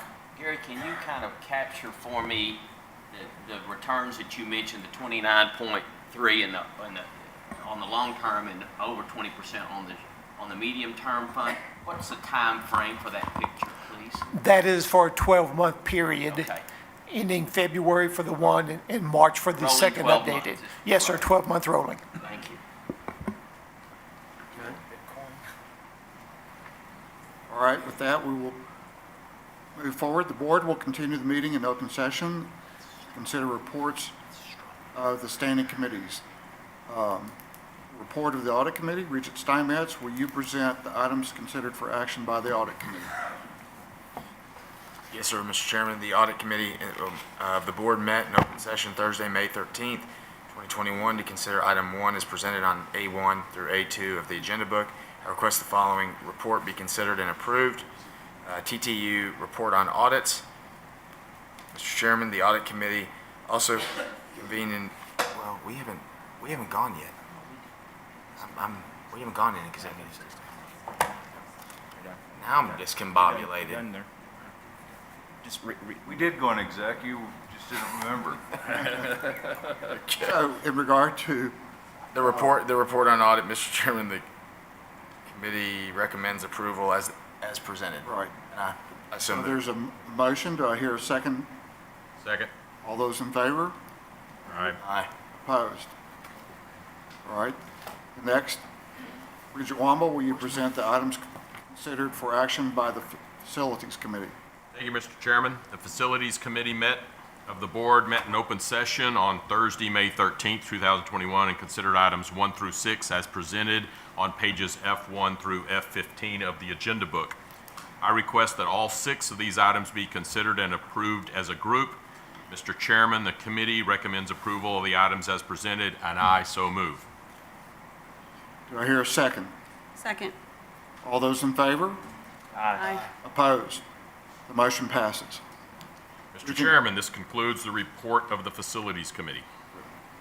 Regent Carrick Davis, will you present the items considered for action by the Academic, Clinical, and Student Affairs Committee?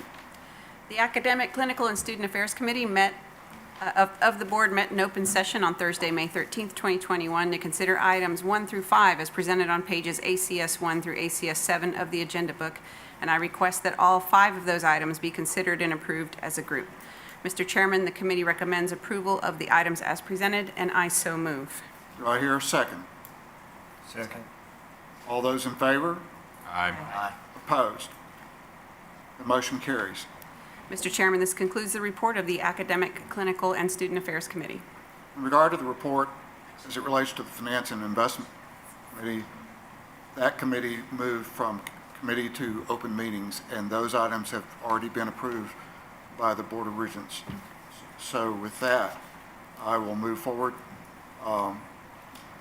Kano, would you please present the schedule of upcoming board meetings? Yes, Mr. Chairman. There are 3 remaining meetings scheduled for the year, the August 5th through 6th, October 15th, and December 9th through 12th. We hope to have the proposed schedule for 2022 approved in time for the August board meeting. That ends my report, sir. Thank you, Mr. Secretary. Next, we'll hear from our student government presidents. Kristen Kilpatrick, would you like, I'm sorry, it's not Kristen, I don't believe. I'm sorry, I don't know you. I am not Kristen Kilpatrick. My name is Floyd? my name is Brady Floyd, and I am serving as apologize. that's okay.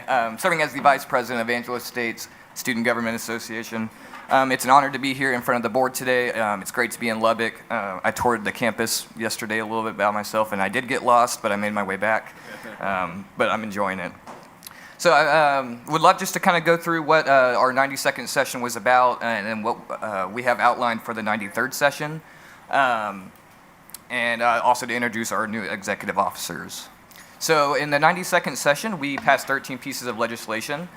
These types of legislation varied. One was a green bill, just to kind of advocate for more green energy. Also, we had a bill that was written that we supported the water fountains getting opened, and Vice President Angie Wright did awesome about getting that done right away, so we appreciate her for that. So we did also have our elections. We had 32 senators elected to the 93rd session, which is a pretty good number, considering since I've been in SGA, the numbers have been lower, but Kristen and I have been trying to get people to join and work with us. Next, our Rams Against Drunk Driving Coalition, or RAD, had a very successful semester with that. We held a ASU Drunk Driving Awareness Prevention Week. This was a huge social media push that alerted students on the consequences of what drunk driving can entail. We also had the university police come and bring information, brochures, and also drunk goggles for students to put on and see what that's like. We also added a few more local businesses to our student discount program. We've had a lot of coffee shops open up that students are loving, and so we wanted to put them on our discount program to further have our students get discounted rates at certain places. And then next, our exploratory program planning was still been going on. That's going to be taking place this summer, and I'll go into that a little bit more here in a little bit. But that will be going on this summer at our new student orientations, and we are super excited for this to be able to mentor incoming students who maybe are unsure what they want to major in. So I do want to introduce our 93rd session executive team. Kristen and I are honored to have been elected for a second term for the 93rd session. We are super excited to work again and work with you guys in order to get the things we want to get done and just further be successful for our students. We did get a new secretary. Her name's Emma Underwood. She will be a senior majoring in political science and minoring in philosophy. Next, we have our Senate clerk, Max Hopp. He is going to be a junior majoring in animal science and double minoring in chemistry and biochemistry. And then next, we have our Senate President Pro Tempore, Maddie Wallace. She will soon to be junior majoring in political science and minoring in Russian. And then lastly, our Senate parliamentarian, Blaze Leatherwood, who is going to be a junior as well. who is an accounting major. And we are super excited to work with this team, and we have a lot of great ideas, and we are excited to get to work again. Here's just some pictures we wanted to post. In the top left, you'll see those are our graduating seniors with their stoles that they will wear on graduation. They were one of our most hardworking seniors, and we're sad to see them go, but we're happy to see where life takes them. Then on below that was from our banquet we held at Fuzzy's Taco Shop, where we gave out some awards and just had a good time and relaxed and celebrated the year that we achieved. And then the two pictures on the right are from our Rammies Award Ceremony. And if you're unaware what our Rammies are, it's an award ceremony where we honor our student organizations and some of the achievements that they have gone through this entire year. So that was a lot of fun, and we had a great turnout. Our special events committee did awesome at getting that decorated, and it just looked fantastic. I did want to go ahead and give you all a 93rd session outline. The Rams Against Drunk Driving Coalition will continue to hosting more programs, a bigger social media push in order to, once again, educate students on the consequences of drunk driving, and we do not want to see that happen to any of our students.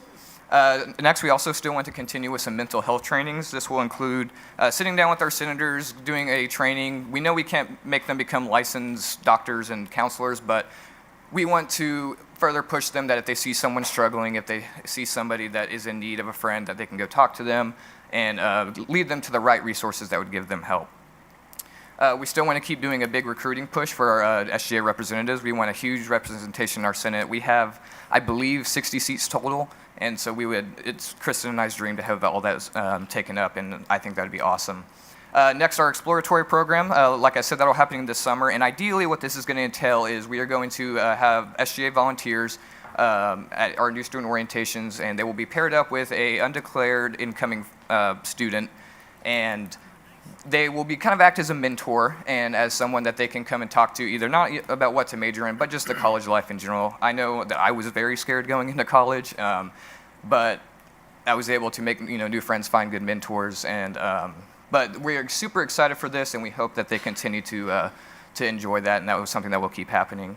We also do want to include some diversity and inclusion trainings for our registered student organizations. We would love to partner with our Multicultural Center and Erica Beza over there, and just further talk to new student orientations and students about what diversity and inclusions are and how we can further be aware of what's going on with that. And then lastly, we already have a program on campus through our Career Development Center called the Campus Closet.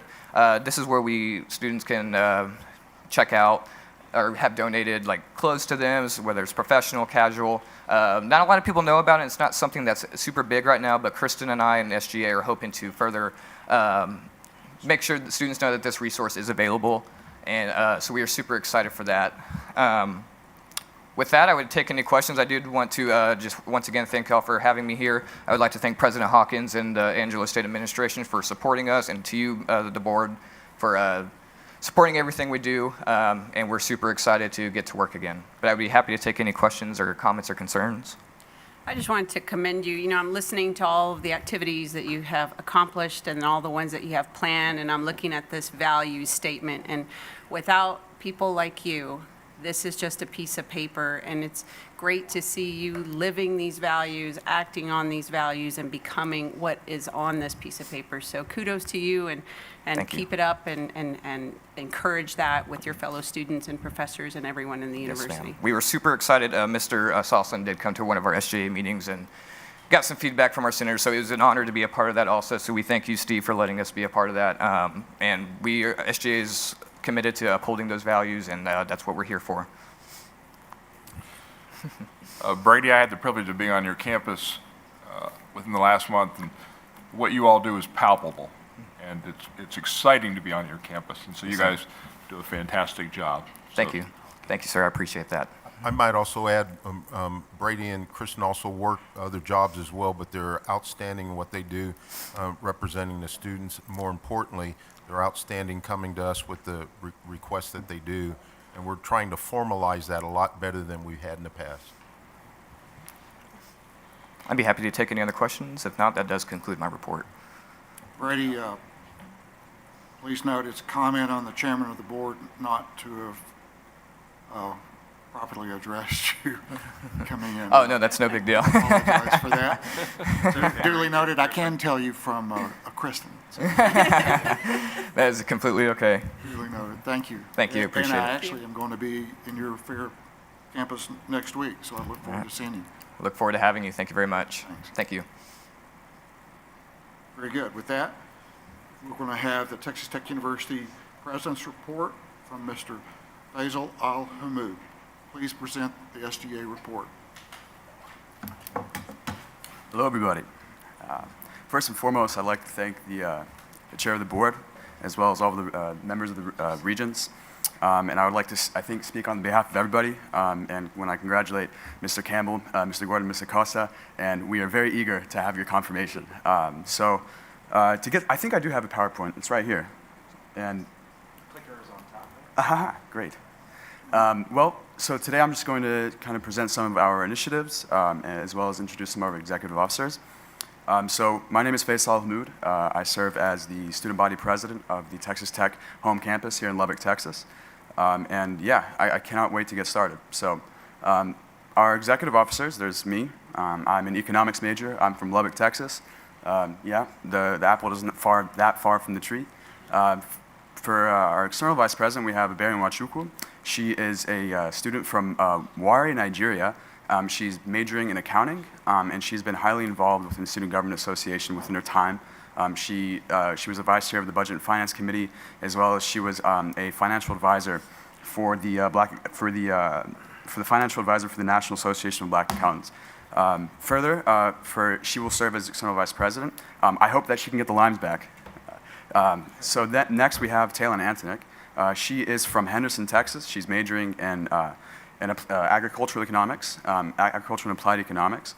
She has extensive time as well within the Student Government Association. She was a Kaiser senator. She's also a parliamentarian, and she has significant impact within the Kaiser community. Next, we have Jarrett Lujan. I'm pretty sure a lot of you may know Jarrett Lujan. He was a former student regent. Before that, he served as Angelo State student body president. And then after that, he actually acquired 2 masters.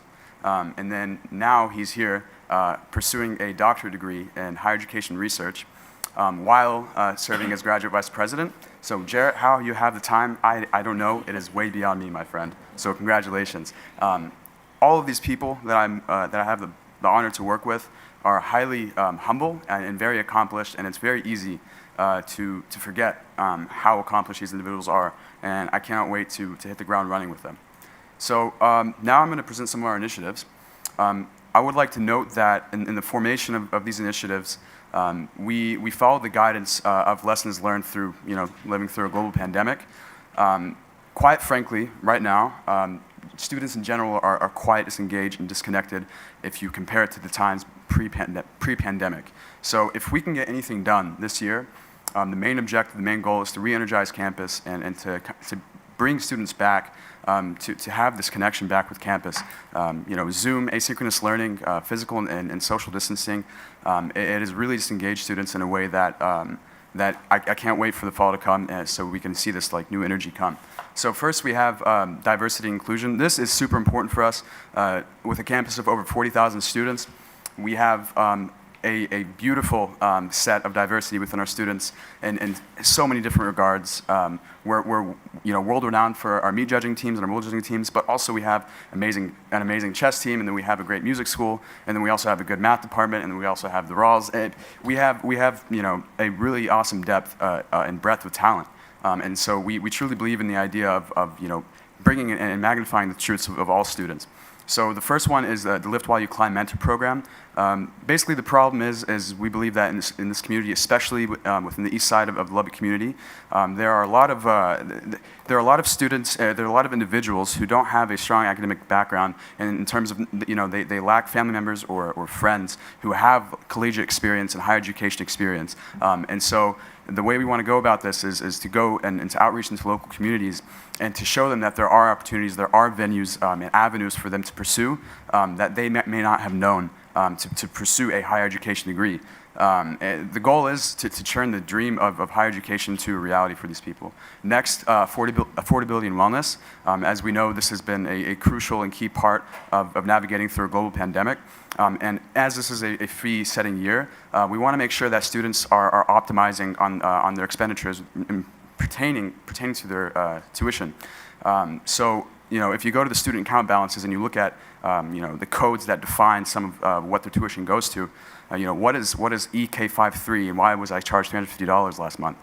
Things like that is kind of the direction we want to go, and being more transparent to students. We believe that there are a lot of resources and amenities that students, especially first-year students, are not quite aware of, given the fact that a lot of them were shut down. And so there are a lot of resources and monetary means that students are spending that we think that they don't actually really know about. Second is advocacy for essential needs funding.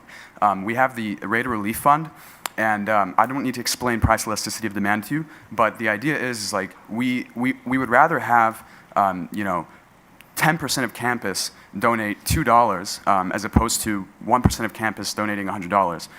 In the former, you have 100% more of a donation base than in the latter. Third, we have safety. This is something called the Safe Night Out TTU. This is something that I worked with in Hunter Hecht's administration in collaboration with local bars. So the problem is that sexual abuse and violence is highly normalized within college communities, especially in pertaining to environments where there's high alcohol consumption.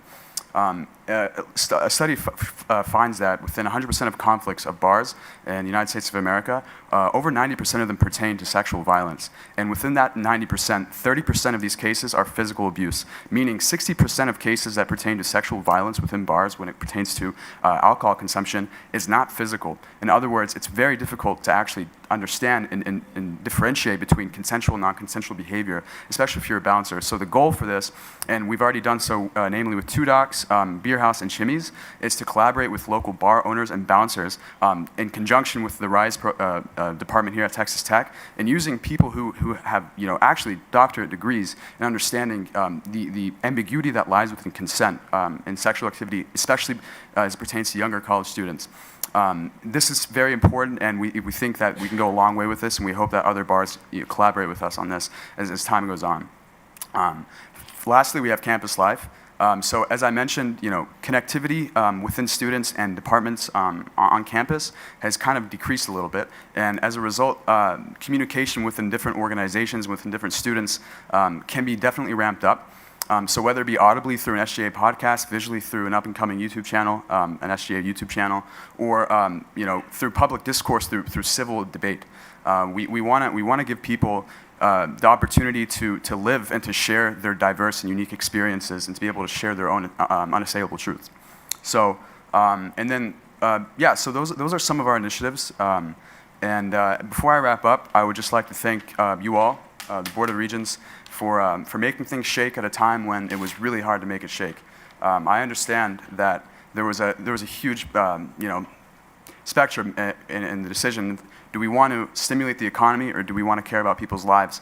And I would like to say that I think Texas Tech University and Texas Tech system did a phenomenal job in considering both as we moved on and navigated through a global pandemic. And further, with that being said, I would like to thank the 56th session for amazing and incredible work at a time when no one expected it to happen. We passed over 210 pieces of legislation in our 56th Senate. And finally, I would like to congratulate Hunter Hecht for her phenomenal leadership as student body president. She never complained. She came in every day. She did the job. She did it with a smile. And her work ethic is commendable. Throughout our time, I served as a vice president for the last administration. Throughout our time, we did things like engage and register over 500 students to vote in an election cycle that was quite strange. We implemented a restorative justice curriculum. We implemented the Safe Night Out TTU initiative. Hunter was big on implementing menstrual products in single occupancy restrooms. And just so many things happened that only came through just sheer dedication and work ethic.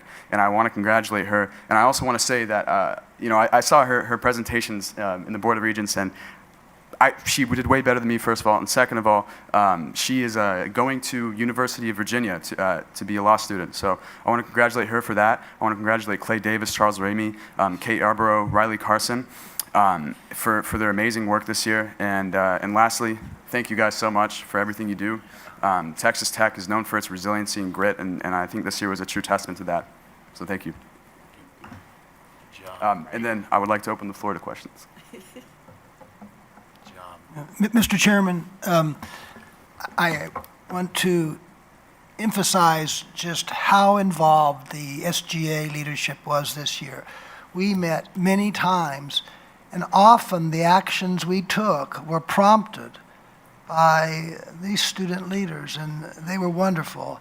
And I especially appreciate, Faisal, you giving that shout out to math. You are the first person who has ever mentioned math.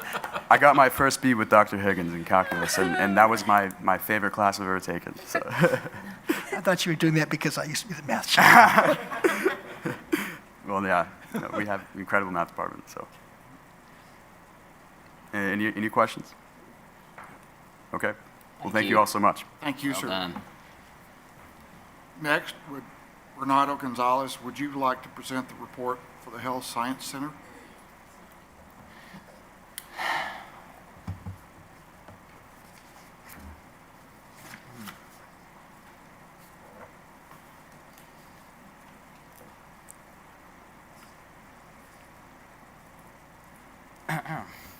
Good morning, everybody.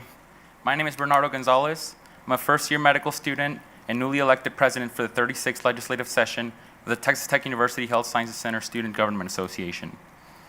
I am incredibly humbled and grateful to stand here in front of you outstanding men and women and speak on behalf of the students over at the HSC. Through this presentation, I aim to highlight some of the main work from the 35th legislative session, as well as give you guys a glimpse into the future by introducing our new executive board and discussing some of our primary objectives. Despite the challenges brought upon by COVID-19, the 35th legislation of the SGA at the TTU-HSC put together a remarkably productive year. We managed to pass over 32 total pieces of legislation, as our Senate was able to do an exceptional job identifying the needs and wants of our students, whom they represent, and taking action towards putting forth appropriate change. Some of the most noteworthy pieces of legislation that passed included calling for more diversity within the standardized patient population, and for campus officials to increase awareness of the mental health resources provided to our students due to increasing rates of clinical depression and anxiety disorders among our students. We also called for them to reevaluate the resources and conduct a pilot study to determine whether the resources we are currently giving are the best available. They provided much data with these pieces of legislation, citing Headspace as a strong candidate for a replacement. And of course, a great component of our mission as an organization is to ensure that each and every one of our students has a voice. And we took a great step in the right direction this past year by changing the number of seats that each school, each program, and each location that composes the TTU-HSC system has allocated a number that is proportional to the number of enrollment in that school. So we are very happy for that. Let me see. Okay, so we allocated $70,000 towards a 100 scholarship for the Phonaton Fountain Endowed Scholarship. We are currently unsure of what we will do this year for the Star Spangled Double T Scholarship, but I recently learned that we raised $691 through our Capital Pizza fundraisers, so we are very happy about that. Our senators volunteered a total of 437 hours of community service this past year, which is quite the impressive figure given the circumstances. And of course, our student organizations.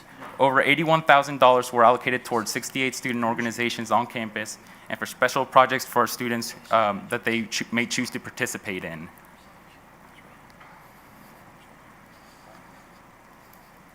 And of course, these advancements were in large part a product of the leadership exemplified by this group of students right here. I'd like to take a moment just to recognize them for their efforts. Our president, Mr. Marcus Gonzalez, which by the way, I'm not related to him at all, just throwing that out there. Our VP of Communications, Ms. Rachel Cortman. Our VP of Operations, Mr. Daniel Pabra. And our VP of Finance, Dr. Tim Brown. Thank you for your contributions and for the great foundations you have laid upon for us to build on this upcoming year. And by we, of course, I'm referring to the new executive board member. I am incredibly excited to introduce these members to you. We'll begin with Ms. Emma Brackett. Ms. Emma Brackett is a second-year medical student in the School of Medicine. She is an avid outdoors woman. She enjoys golfing and hiking and spending time with her dog. And she left the goal statement for you guys that I would like to read. And I quote, "I want to have an open line of communication between treasurers and SGA. I would like to have a more transparent approach about how Senate funding allocations are decided, and I want to review past issues with filing out the funding form to determine a way in which we can correct those errors."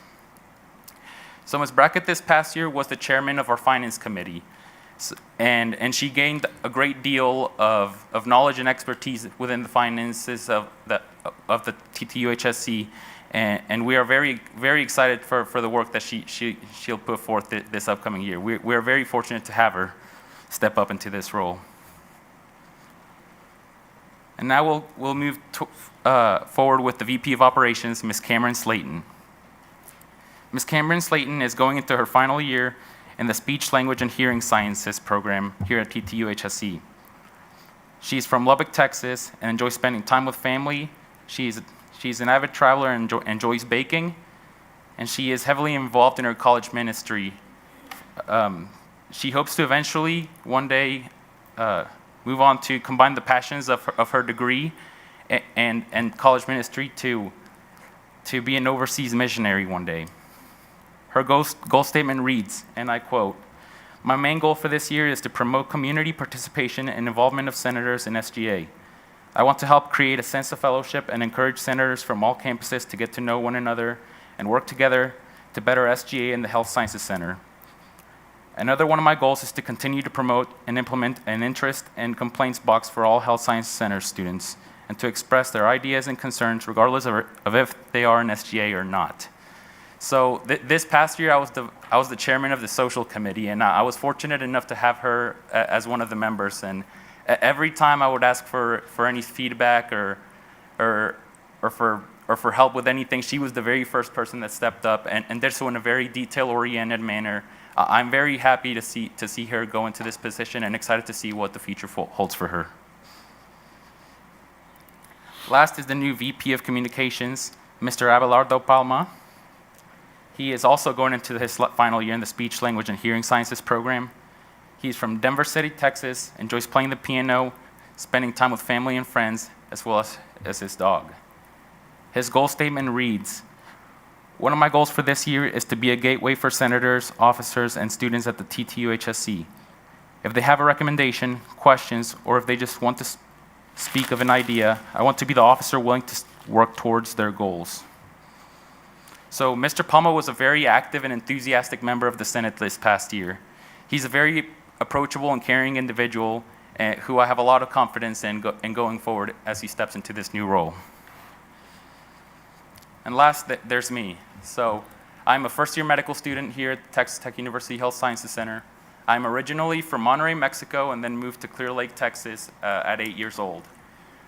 Some of the things I like to do in my free time is, of course, spending time with family and friends. Once upon a time, I was an athlete, and I've tried to maintain an active lifestyle. That's something I still prioritize to this day. And if I'm not studying, I enjoy reading and listening to podcasts. Some of my goals for this upcoming year are, of course, to build upon the initiatives that were initiated this past year involving the mental health and the diversity and inclusion within the operations of the Texas Tech University Health Sciences Center. I'm someone that's been personally impacted by all these barriers, so I'm in full support of what the students want and willing to help them in any way that they deem appropriate. I want to foster a greater sense of camaraderie within SGA and want to have a larger informal component. And what I mean by that is I want the students to understand that we are also students just like they are. We're not expecting them to behave a certain way or speak in a certain manner as SGA senators because otherwise they're not going to participate. I want them to know that if they have something in mind, we want them to speak up, and we want their opinion, as we value it greatly. And of course, I want to have an active role in communicating with senators and students across all programs to bring ongoing issues or concerns to light. I'm a very social individual within the School of Medicine, and I'm very in tune with the opinions of my colleagues, but I don't want it to end there. I want to extend it to the School of Nursing, the School of Health Profession, and the School of Pharmacy to understand how they feel about the way things are operated around campus. I want them to know that I'm there and that I'm willing to advocate for changes they want. I believe that is everything for my presentation. I'd like to open the floor for any questions, comments, concerns.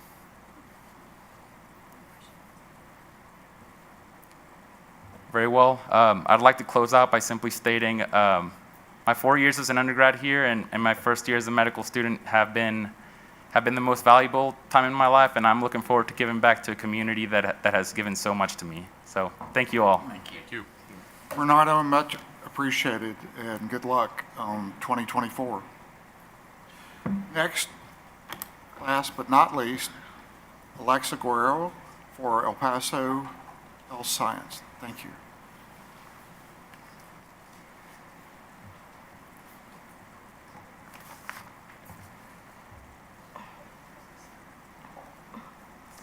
Good morning. My name is Alexa Guerrero, and I am the new SGA president from Texas Tech Health Sciences Center, El Paso. So first, I just wanted to highlight a couple of our senator projects, which included a campus-wide safety initiative that increased patrolling, provided 24-hour police escorts and safety training to students. We also had senators start a mentorship between the graduate school and medical school. This mentorship offered application review, personal statement help, and interview tips for the upcoming cycle. Some of our senators also hosted outdoor activities such as a wellness hike to promote health and wellness among our students. Next, we had our match day. This was an amazing celebration where families were able to show their love and support by decorating their cars and joining graduates in our lots while they opened their letters. The entire PLFSOM graduating class of 2021 matched with the residency program. At TTUHSC El Paso, we are dedicated to serving and giving back to our El Paso community. Our spring service event took place at the Kelly Center for Hunger and Relief, where we packed and distributed food boxes to families in underserved areas of El Paso. The following week, we had our SGA award ceremony, where we inducted our newly elected SGA Executive Council, presented students, faculty, and staff with excellence awards and service awards that were all nominated and voted on by the student body. During our ceremony, we were also able to recognize recipients of the SGA Student Excellence Scholarship. This was a scholarship that was a $12,000 scholarship, and it was divided amongst 5 students that were nominated, all by faculty. Up next, we had our Walk It Like I Talk It Health Fair. A newly registered student organization, Tech Supports, hosted the first ever on-campus health fair. This event was created to promote empowerment, health, and wellness among the El Paso community. We provided attendees with free fitness classes, blood pressure screenings, and cooking demos. Overall, this was a huge collaborative event among the student body. Over 15 other student organizations participated and volunteered their time, and over 100 families from the community also attended this event. We had our stress level midnight. SGA paired up with the Office of Student Affairs and Wellness during finals week to give students the opportunity to de-stress right before exams. We had a midnight breakfast, and we had many other activities, and we had over 200 students attend this event. So upcoming in our future plans, we have our SGA Satisfactory Survey that will be going out this Friday. We hope this survey will give us guidance and ways to better advocate and serve for our peers in the upcoming year. We also have our commencement coming up in the upcoming weeks. In exciting news, our dental school will be opening its doors to its first class, and we are super excited to have the addition of dental senators to SGA. We will also be hosting more summer wellness events. And also, over the summer, we hope to have our SGA Executive Retreat, where we can brainstorm new ideas to better serve our student body. Thank you so much. Does anyone have any questions? Alexa, I just want to compliment you all. During the pandemic, when everybody's hunkering down, you all as students not only cared for yourselves, but you walk it like I talk at health fair for the community service, literally thousands of hours. And so you guys have done a remarkable job. Again, not just focusing on what the needs of the students are, but really serving the entire community. And that's really noticed throughout the entire community as well. So I just want to congratulate you guys. Thank you so much, Dr. Ling. Any other comments? And I just want to echo Dr. Lang, thank you all four of you for serving as both senators and officers in this past strange, rather difficult year. And despite those challenges of navigating new terrains in your communities and your campus life, here you are stepping up to the plate for even greater challenges and carrying our students forward. So our campus communities are really indebted to you and your service, so thank you. Very good. Thank you, Alexa. Before we move on with the executive session, I would like to mention that this is Brooke Waltersheet's last meeting as a student regent. And Brooke also, year to serve as a student regent was not without past student regents, what they've experienced. It was unique for the history of the university and as a student regent. COVID had us all experiencing a different type of meeting atmosphere, yet through it all, Brooke did exceptionally well carrying out her duties as a student regent. She will be graduating from the Texas Tech University Health Science Center in Lubbock from the School of Medicine on May 22nd. She will complete her dermatology residency at HCA Kingwood near Houston, and after which she will return to the Texas Tech University Health Science for dermatology.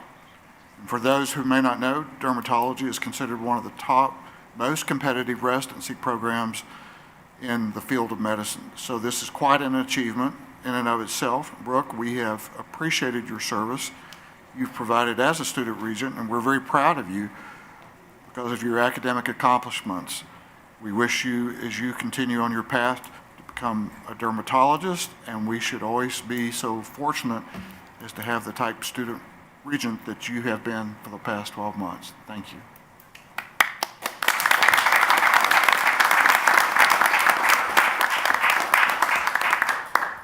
And if I may, I know we're running a bit long here, but I just want to take just a minute, just maybe over a minute, to say a few words if I can.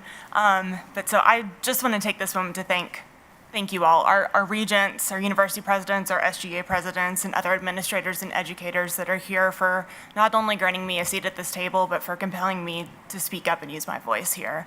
To use my position to represent students, to magnify and validate their concerns, perspectives, and interests, to serve as a reminder of why we are all in this room today, which is to serve our students. And as I've said several times before, we're all compelled here to bear our banners, but this board exists to ensure that those banners will live in perpetuity and that our students may carry them far and wide. Serving the students in the system has been the highest honor of my now 8 years as a Texas Tech University System student. I look forward to seeing all the visionary thinking that our new regents and new leadership will carry forward into the future. And I encourage you all, as you go forward, to always remember to bring your decisions and conversations back to the students, because that's why we're all here today. They are past, present, and future. And so, like Chairman Lewis said, next week I'll be graduating with my 3rd degree from the system, and nearly 13 years ago, 13-year-old me came to Lubbock for her first football game, wondering how on earth she would navigate the big city, well, compared to my hometown, or even just remember which buildings her classes were in. I'm happy to tell that version of me that all of her dreams and more would be coming true, thanks to the incredible mentors, professors, and friends she would meet along the way, plus her incredibly supportive family who believed in her, even when she didn't believe in herself. So thank you all for helping me turn my dreams into reality, and I look forward to continuing to serve this system and the people of West Texas as a resident physician. Thank you.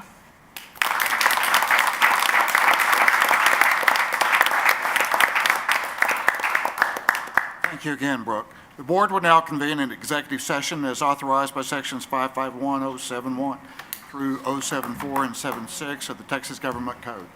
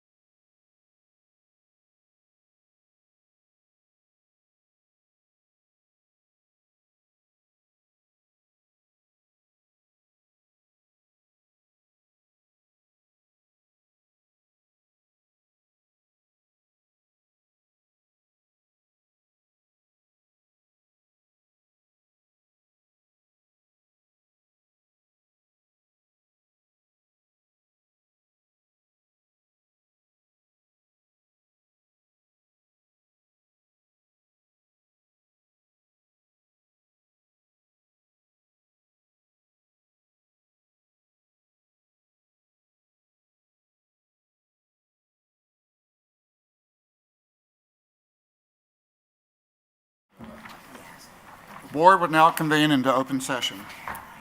Mr. Griffin, please present the motions regarding the items discussed in executive session. Thank you, Mr. Chairman. There are 3 action items resulting from the executive session.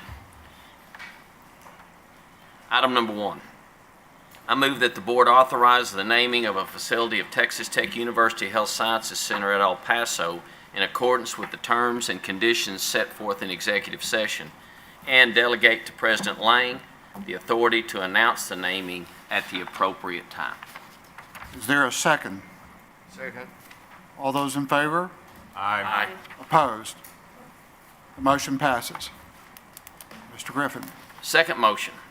I move that the board authorize President Lang to conclude the negotiations and execute the necessary documents for acquisition of property in El Paso as identified in executive session under the terms and conditions set forth in executive session.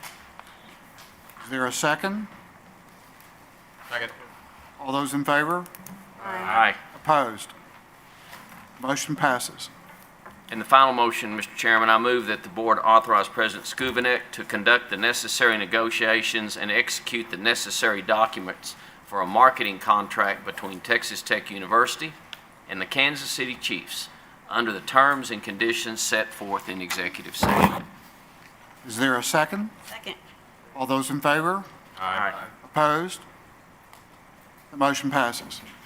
The final item of business or any announcements. Are there any announcements at this time? There being none, do I hear a motion to adjourn the meeting? So moved. Second? Second. All in favor? Aye. Opposed? This meeting of the Board of Regents of the Texas Tech University System stands adjourned. Thank you.